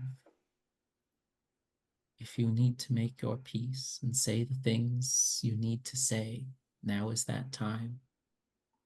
James Allardyce will sigh, and he'll step forward. He'll stumble towards the hill with the platform. And he'll call out to his father, who doesn't turn around, but is just surrounded by these stars that grow ever closer. And he'll just stare up at him and then start murmuring these things that you may or may not hear, something about regret and time lost and missing him and his memory. And maybe as he slows down his tearful litany, maybe his father will turn slightly around and look over his shoulder with one eye. And he doesn't speak. You don't see his mouth move, but then you hear something in all of your heads saying, "Why are you here, boy?" Damon's just going to lean over and whisper in Val's ear. You heard that too, right? This one isn't on me. It. Question is, what do we do now? We do what all darkness wants. We make a deal. Damon will pull a small loose thread out of his body and place it onto the piece of star metal. There's no pain. This isn't a ritual. This is an offering. We have come to return what is yours. And to hold the star metal fragment aloft. Night move. As you hold it aloft, the stars will move away from Allardyce's father, and move towards you, Daymond. What do you think will happen, or if you fail or lose your nerve? The bargain will be accepted without condition. Val will wake up in the morning back at Hargrave House. Lieutenant Allardyce will wake up in his bed at the hospital feeling rejuvenated, feeling well. In Damon's room, however, James's father will awaken. Daymond will be stuck here for the rest of time, unable to return. Yeah, I think you're making a bargain with something that you don't understand and what you didn't expect. And I think they're going to ask for an even heftier offering. Your string, yourself, and your entity. So that's how it's worse. Roll with composure or sensitivity. You are seriously taking a leap of faith here. I don't think I'm trying to avoid a fear-based reaction. I think Daymond is afraid. What happens when you sell your soul twice? Let's find out. I'm gonna roll with sensitivity because composure. I'm gonna roll with composure. He's terrified. It's a 7. Tell me how you think this succeeds, and I'll give you a complication. I think the thread begins to burn at both ends. One side, it burns brighter than the sun, a star among the stars. The other side burns blacker than the midnight sky on a moonless night. The whole in a black hole, and the two begin to burn closer together.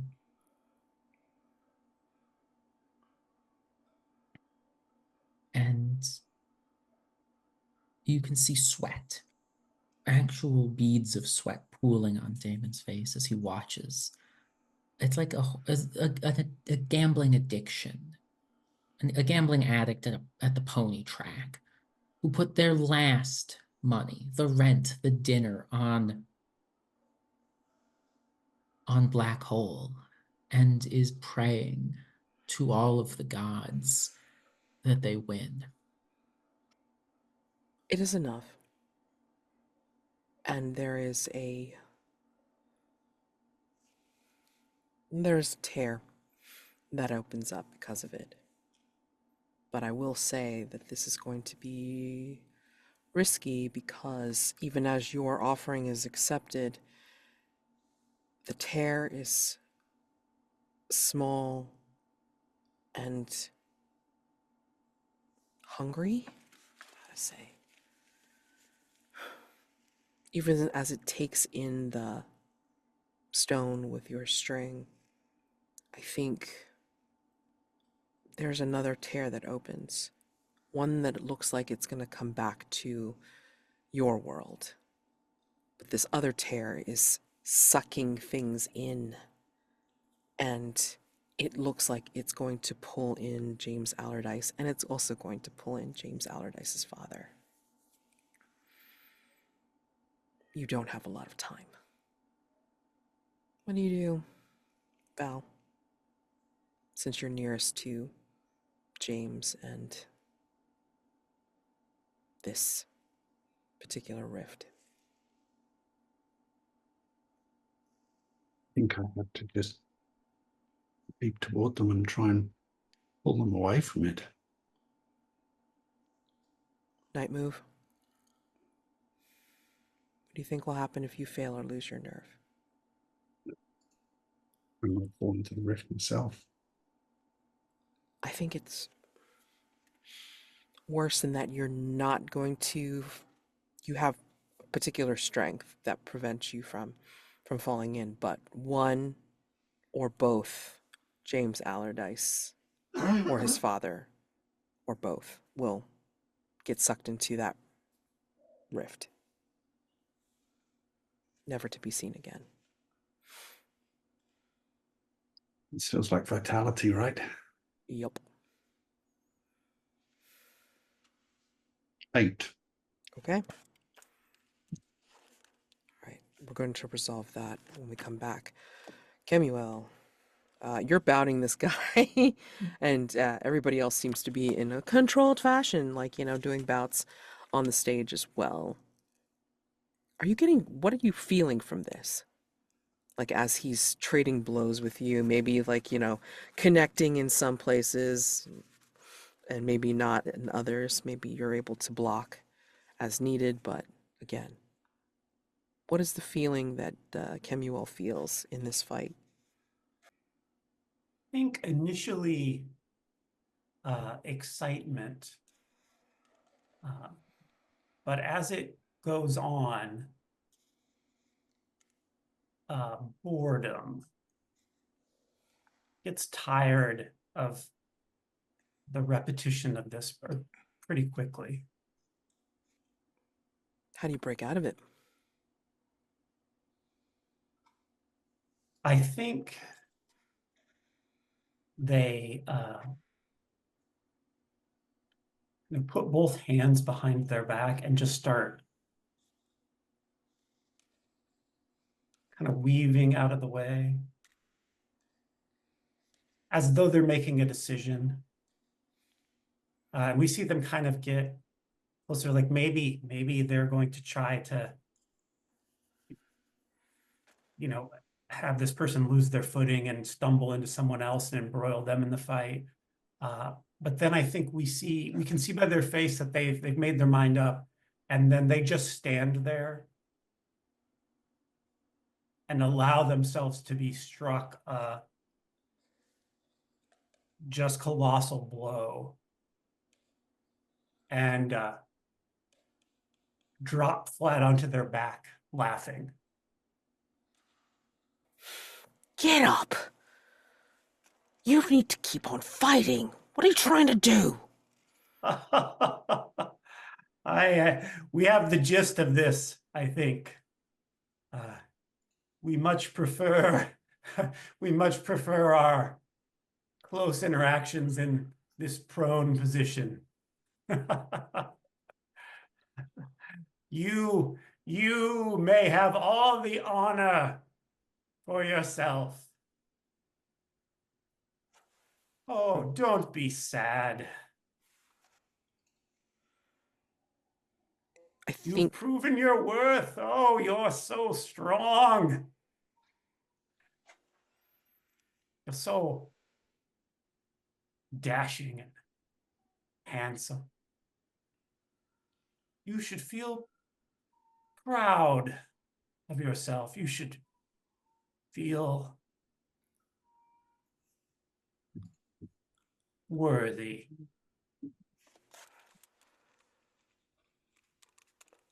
Are you doing something from your playbook, or are you? Yeah, I think that they'll stand then and step very close and again just say, yes, you seem like you might be very worthy. We think you should kiss our boots. Giveth? Yeah. Okay. Alrighty. So mark off how you scar your reflection. You're gonna make them kiss your feet. Yeah. Okay. This fellow is named Nigel Tanner. Nigel Tanner. And how does your reflection scar as you take this worshiper? Yeah, I think as it's getting deep into the night, maybe moving on toward morning, we see that there's a delivery man who's starting to make his rounds, dropping off the next day's edition of the broadsheet. Uh, and normally these are left very carefully on the stoop or at the door or in the mailbox of their recipient. But we see this delivery man just kind of casually toss one. It sort of drifts in the direction of a door, and then the wind catches it, and it falls a little further away into a puddle. And it's just like sodden, starts to almost deteriorate, like from the water soaking in. Not a very careful delivery at all. And Marybelle, Columbina steps away from you back into the shadows and the darkness. If you try to chase after her, you find that she has disappeared. The clicking had increased in some way, shape, or form, and then ceased. What do you do? I think I'm going to continue with looking around out here in the alley, as if that wasn't unusual. Because maybe it's not. Maybe this is how people normally interact. Sure. Information move. I imagine this is probably with reason, right? Yeah. What's my reason stat at right now? All right, I got a 1 in that. That's a 5. Interesting. Okay. You know what? Gonna let you get a clue for this. Oh, pity clue. Love it. But I mean, It sounded sarcastic and it's not. I love a pity clue. Do your eyes see in the darkness? I think it depends on if I have parts that are set up for that. Let me take a look because I know there are some parts that have eye. Spectrograph optic sensors. So if I had those doll parts activated, I think they would, but I don't have them activated. Got it. That's okay, because I think as you perhaps watch Columbina back away into the darkness, the clicking continues and then ceases as she disappears. I think it's almost as if part of the darkness detaches and then comes towards you. And this is a dark, curling, jagged thing. It is similar to the symbol that Val spotted back at Roundley Chapel. And it's actually moving. Whereas that was just a sign that could have been a smudge or something painted accidentally on the wall. This is something that is moving in front of you. It is distinct from the darkness because it is not the same color. And it twists and moves. And it's coming towards you as if it's like some kind of illusion that is, or sentient vision that is coming towards you. How does it make you feel, if anything? What are you thinking as you're looking at this twisting, curling, jagged thing coming towards you, Marybelle? I don't feel necessarily in the same way that, regular people do. But I think I recognize that this is something that is unnatural and thus unpredictable. I think it dances in front of you and twists and turns like a snake that just seems to want to show off. And then all of a sudden, it leaps up above you, and then dropping down from it are these dark, sticky strings. One will attach to your hand, another will attach to your shoulder, another will attach to your foot, and then your leg. and more strings will drop down and attach themselves to you and stick. They feel like they're pulling upon your mechanical parts to help you move and dance just as the curling thing dances. Cool. I want to use my galvanic cardioverter to cut them off. Okay. So my galvanic cardioverter, I can funnel the electricity inside my body to shape simple handheld weapons. I can describe the weapon as I manifest it, and if it would be helpful in an action, I can take advantage on rolls associated with that action. Okay. And I'm shaping it into scissors Okay. to cut these strings because I don't want to be a puppet. Right. Okay. So in this case, This doll part operates with composure. okay. So then night If move that- with composure. Yeah. Okay, but I get advantage. Where's my other dice? Oh, there it is. Oh, Lord. That's a 7. Okay. Okay. Fair, fair, fair.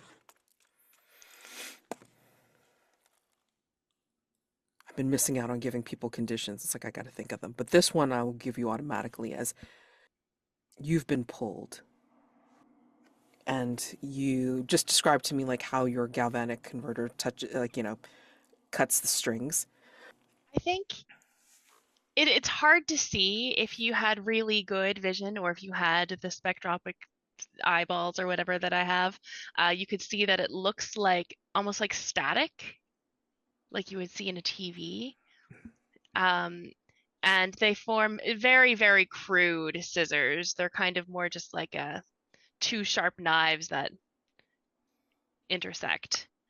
And slicing through these strings in sort of an arc across from one side to the other. Yeah. Awesome. So the strings are cut, and it throws the shadow sigil thing into full relief as it twists away from the light that your galvanic converters create, and then kind of like winks itself away as you cut those cords, those weird smoky chords, and they do whisper away in like little clouds of smoke. And you are left alone in the alley. Jeremy, describe Act 3 in which Daniel engages in a desperate action to get what he wants. The final moment, just before the curtain falls, should be very bloody. And of course, show how reality subtly distorts in the background. We see the two burly men standing outside of a wedding chapel. It's been made clear from the actions prior that this is Dahlia's wedding and she's marrying someone else. Daniel has been tasked with catering this particular wedding. But he's been nowhere to be seen, at least not since the wedding cake arrived. As they finish their vows, the question that the burly men outside have been dreading gets asked. If there are any objections or reasons why these two should not be lawfully wed forever, speak now, or forever hold your peace. And there is a silence that rings throughout the playhouse. Something's supposed to be happening here, but the lights flicker. And we see Daniel jumping up and down, bound in a straitjacket. I object, he calls. I object. And we see the lights flicker again, and the cake shakes just a little bit, as if someone's trying to claw their way out. And the lights flicker once again.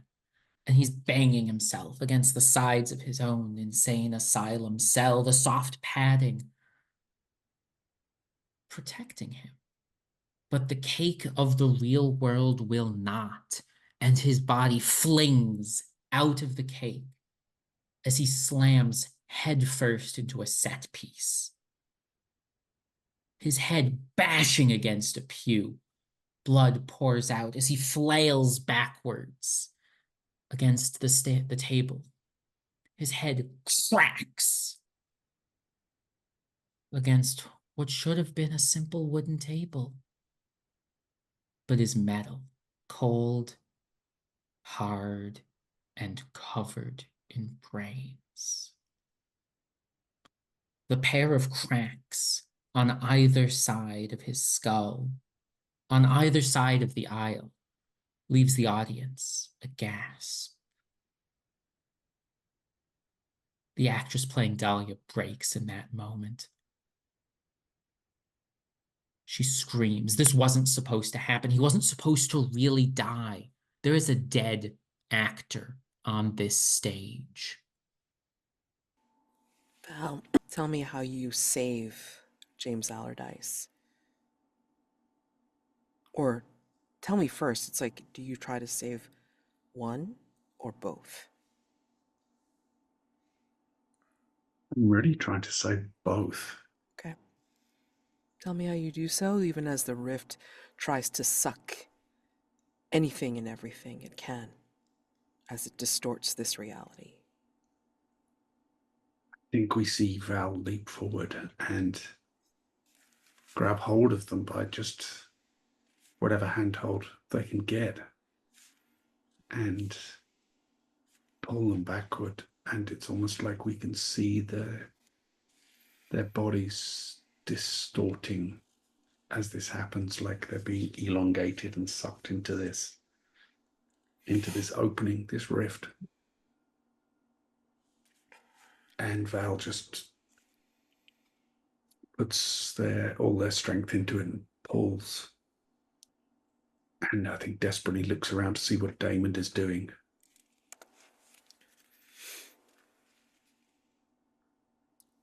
Daymond, the other, excuse me, the other tear in this universe leads home, but it's so small, and it feels so far away, even as Val is struggling desperately to save both Allardyces.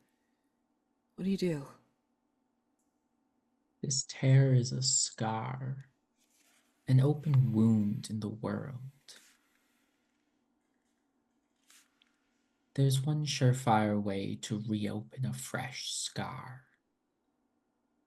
of an insubordinate slave. You whip it. I would like to use the flagellation whips to attempt to whip open this scar, to make the universe bleed at my hand, to salt the wound. Do your thing.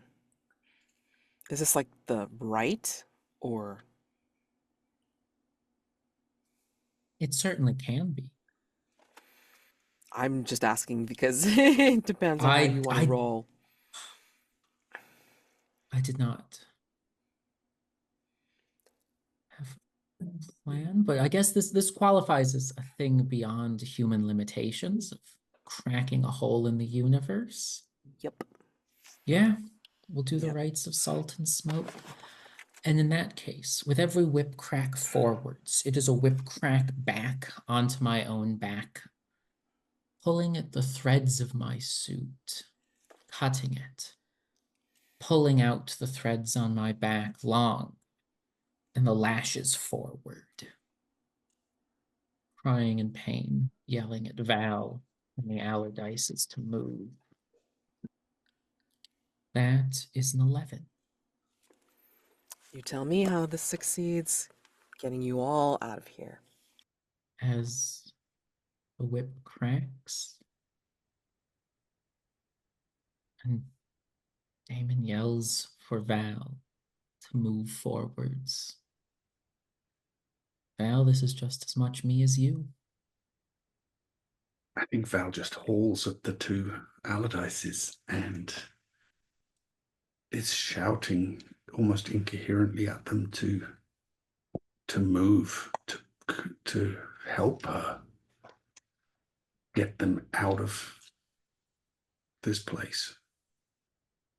I think we'd hear Daymond start sobbing,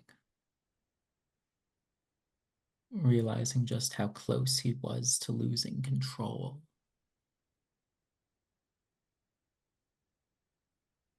As he steps through the portal, leaving pieces of himself behind.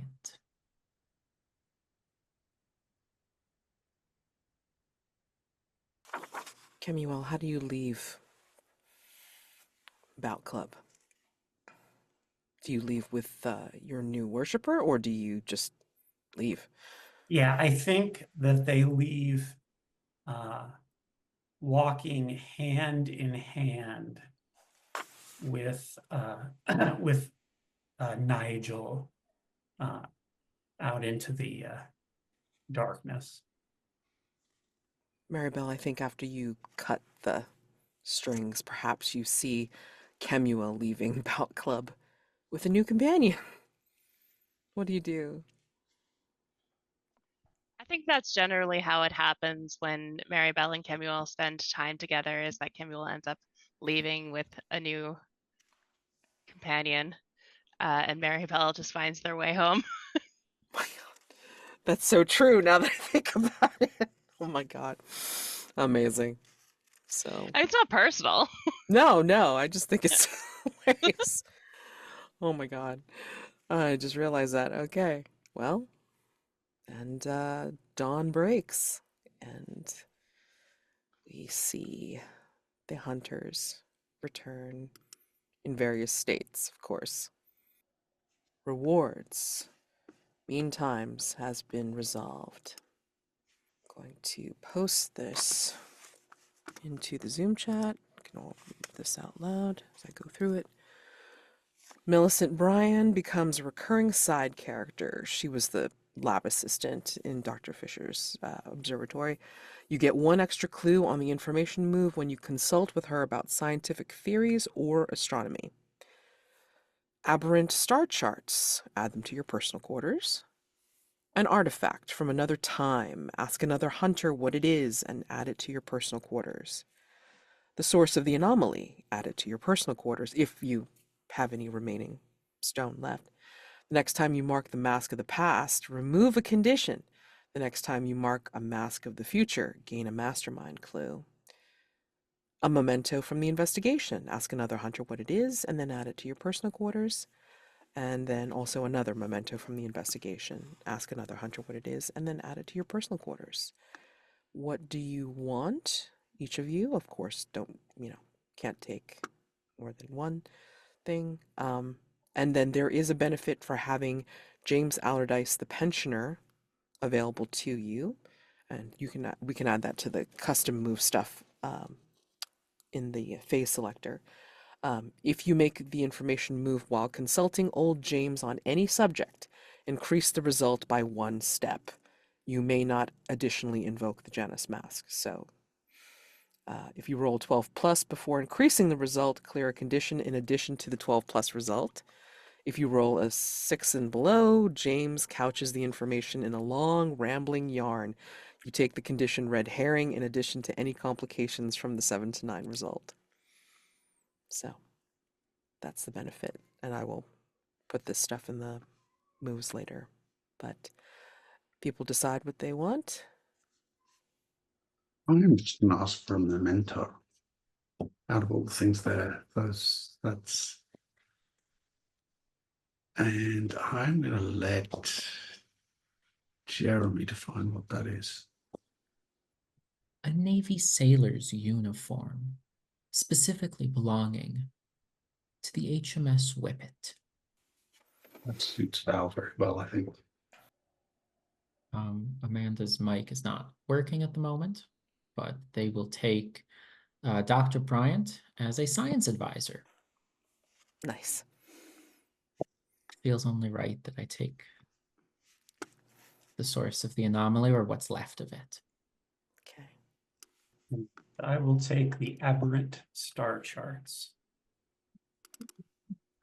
Nice. Alrighty.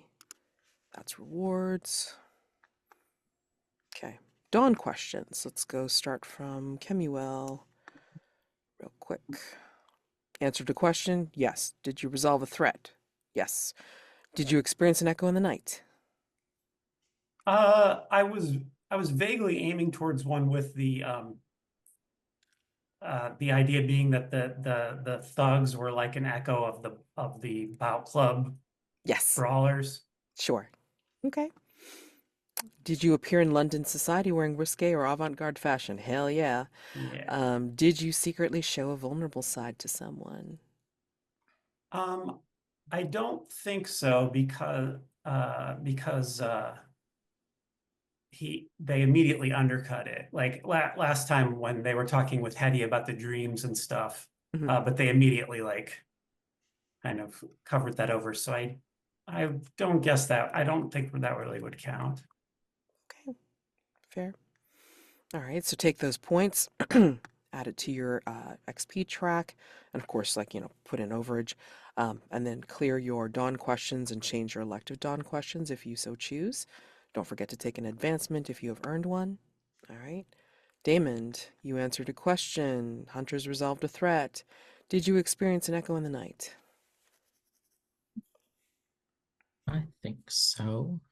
We had the two portals tearing us in different directions, and the two cracks in the actor's skull tore him quite literally in two. Did you counsel someone using your supernatural affinities as the basis for that advice? I think that's all I did this evening. Did you have a face-to-face encounter with a dark entity? Again, I think that's all I did this evening. Okay. Take those points, add them to your XP track, clear your dawn questions, and then change your elective ones if you so choose. And choose an advancement if you've earned it. Okay. Marybelle. Answered a question, resolved a threat. Did you experience an echo in the night?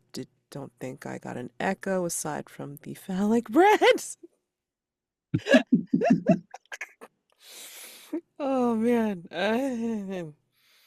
No, that's okay. Did have an intimate moment with a living being that reminded you of your own inhumanity. Trying to remember where you were for that particular one. Yes, yeah, I think that's good. Did you do your best to blend into London society to avoid arousing suspicion of your otherness? Did not blend in. No. Okay, it's fine. Take those points, add them to your XP track, and then clear your dawn questions, and then change the elective ones if you so choose. Val did answer a question. Did resolve a threat. Did you experience an echo in the night? I only did the really short little narration, so I don't think I did. No. I mean, not from anybody else's either. I mean, from the tying it into somebody else's echo or unseen or whatever. I at think least so. Did you also struggled with the two portals, getting them out? If you count that. Or we could take Val's actor complaining about the costume as an echo of the straitjacket. Sounds good. Did you show a clear preference for the past? No. Did you veer from your vows and punish yourself for it? Nope. Okay. Go ahead and take the. Just keep on those questions and then, yeah, try and hit them next time.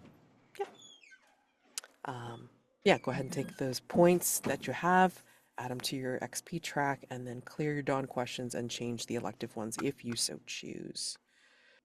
Any playbook or custom moves that are resolved during dawn phase? I don't know.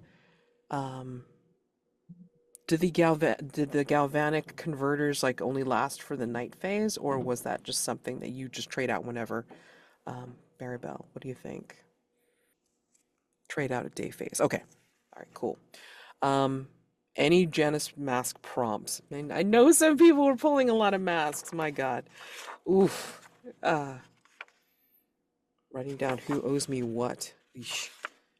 Um, Kemuel owes one for sure. Mask of the Past. okay. I think Damon owes me a mask of the past as well. That is correct. Okay. All right. Does anybody want to do it now, or do you want to wait until the beginning of next session? I'm perfectly happy with either. I think I'll wait till the beginning of next session if that's all right. That's fine. That's fine. I will as well. Okay. All right. So at least two masks of the past. For next time.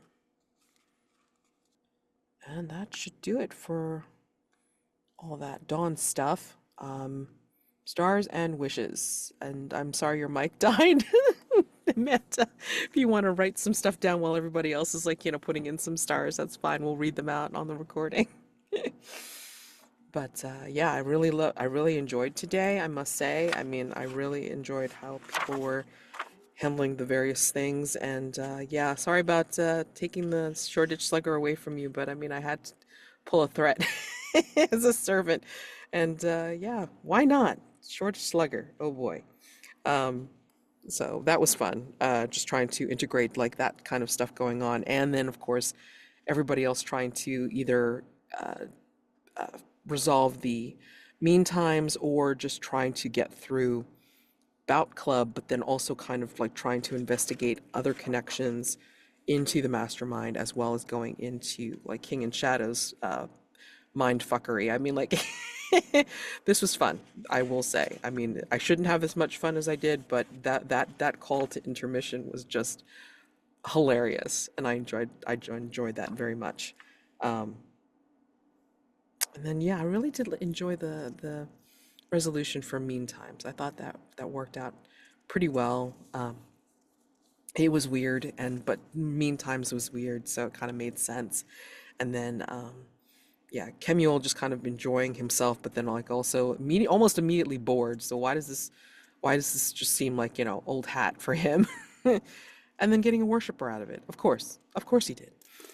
And then Marybelle, just, we're really pushing on the most beloved narrative, so you're getting all sorts of attention, which I also enjoy plugging on your character as well. So I'm eager to see what will happen as more things take an interest in Marybelle, and also how it affects like the other characters, and then just seeing more of Val either in the future or the past, Kemuel, and like his burgeoning relationship with everybody. It's weird. And then Daymond, I mean, just this whole like tortured soul kind of thing.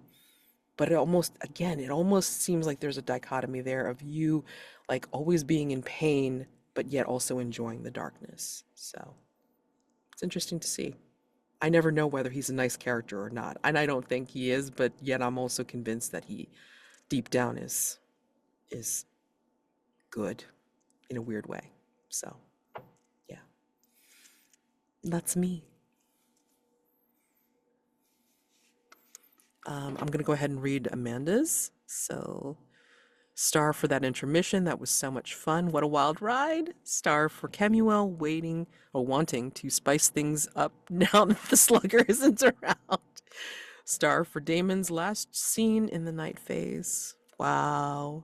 Star for Val, dealing with the Allardyces and what they said about Val. Wish, Val's response to Damon's breakdown. Huge stars. Me, for doing the King in Shadow so creepily and having it affect everything. Well done. Thank you. Thank you very much. I really do enjoy this thread. This is just so much fun. So much fun. Who's next? Okay. I big stars for Daymond and Kemuel. The scenes in particular, like Daymond's finale with how he resolved the situation on the island was fantastic. I was kind of deliberately trying to step back and be a kind of sidekick to him this time, so he could kind of get to do his weird, spooky magic stuff, and that worked out well, I think. I really enjoyed Kemuel's fight, and then just the switch where he just, yeah, I get it now. I understand how this works. That was so him, but then turning it from like kind of funny into really disturbing by using Giveth on the other fighter. Yeah, Matt's big stuff. I really like the way you twisted the Slugger threat. Now that the Slugger is off, becoming a servant of the mastermind, presumably. I didn't realize that was what was going on at first, but then it kind of dawned on me. Yeah, I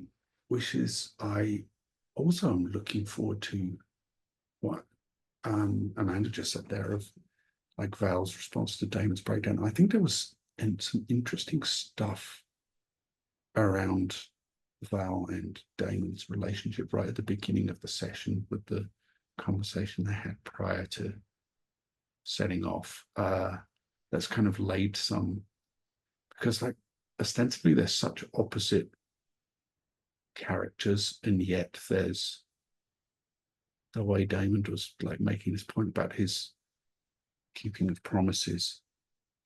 That ties into kind of what Val's all about.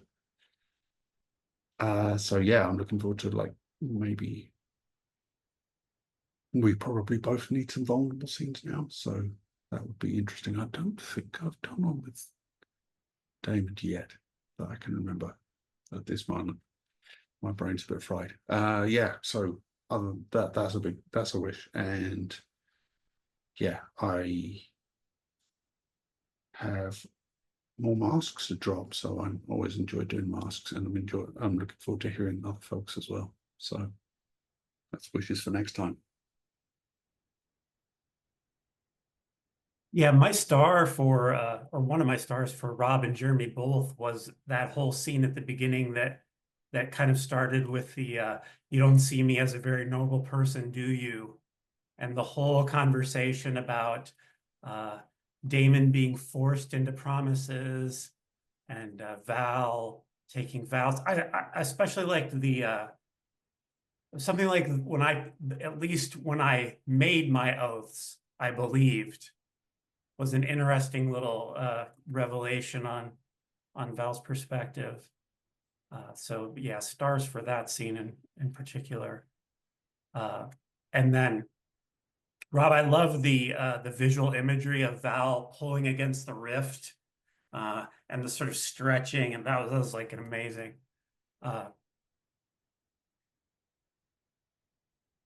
Yeah, I continue to really be a huge fan of Daymond Gray. So great work, Jeremy. Making the universe bleed at his hand, like that. What a line. And I liked, there was just a little tossed off description when they were coming out of the void. I think you said looking just a little bit mad with flecks of the void dancing through their eyes. That was wild. Amanda, the mask that you narrated was like incredible, and I especially loved the detail of Marybelle's name being scratched into the backside of the mask. That's so juicy, just amazing. Mads, the call for when you threw the intermission, I mean, I guess like that's part of when the role, but that was such a perfect spot for it. And that was like so fun, so amazing. This King in Shadows thread is just awesome. And it's really, really made it, as everybody was saying, it kind of it's suffusing the whole of the campaign kind of. So Wishes, yeah, I'm excited to see how the play is performed. So many stars given, all of them seconded. Specific callouts from my own notes. Mads, the King in Shadows never disappoints with the way that it forces itself into other threats. And you used that to turn what could have been an awkward moment of Kemuel being forced to be ugly or uglied into such a nice step back of this is it was almost as if you were giving an X card to know Kemuel cannot be ugly. Kemuel must be perfect until Kemuel decides not to be. And it was perfect. Mark, there was something about that very first unseen description that paint the scene for everyone about being covered in flour and then the firelight turning him into being covered in blood that just spoke to the darkness that we were about to see from the baker's son that was delightful. Rob, I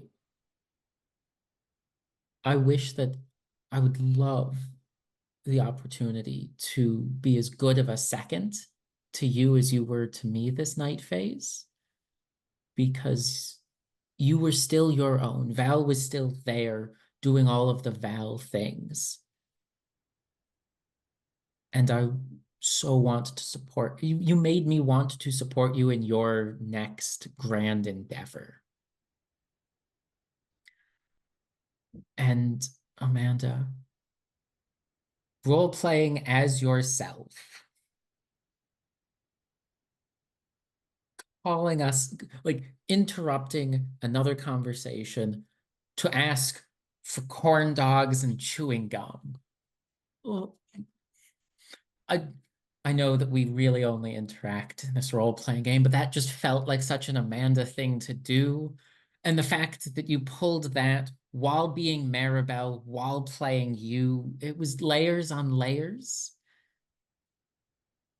and delightful. I genuinely lost it during the intermission and love you all for that. As far as wishes, I guess I really want to live up to to all of your expectations with the mental break that Damon's about to go through. Could be fun. Who knows? So, we'll start up with day phase. New threat next time. Oh boy. And then we will go into vulnerable scenes and hopefully, like, get rid of some conditions. So, get to indulge next time for day phase again. All right. You guys have a wonderful week. Happy gaming for anything that you're doing, and I will see you next time. Sorry for running late. I mean, I know we were just trying to get through night phase. But I appreciate your patience and getting through this. It was great. So I will see you guys next week. All right. Have a great week. See ya.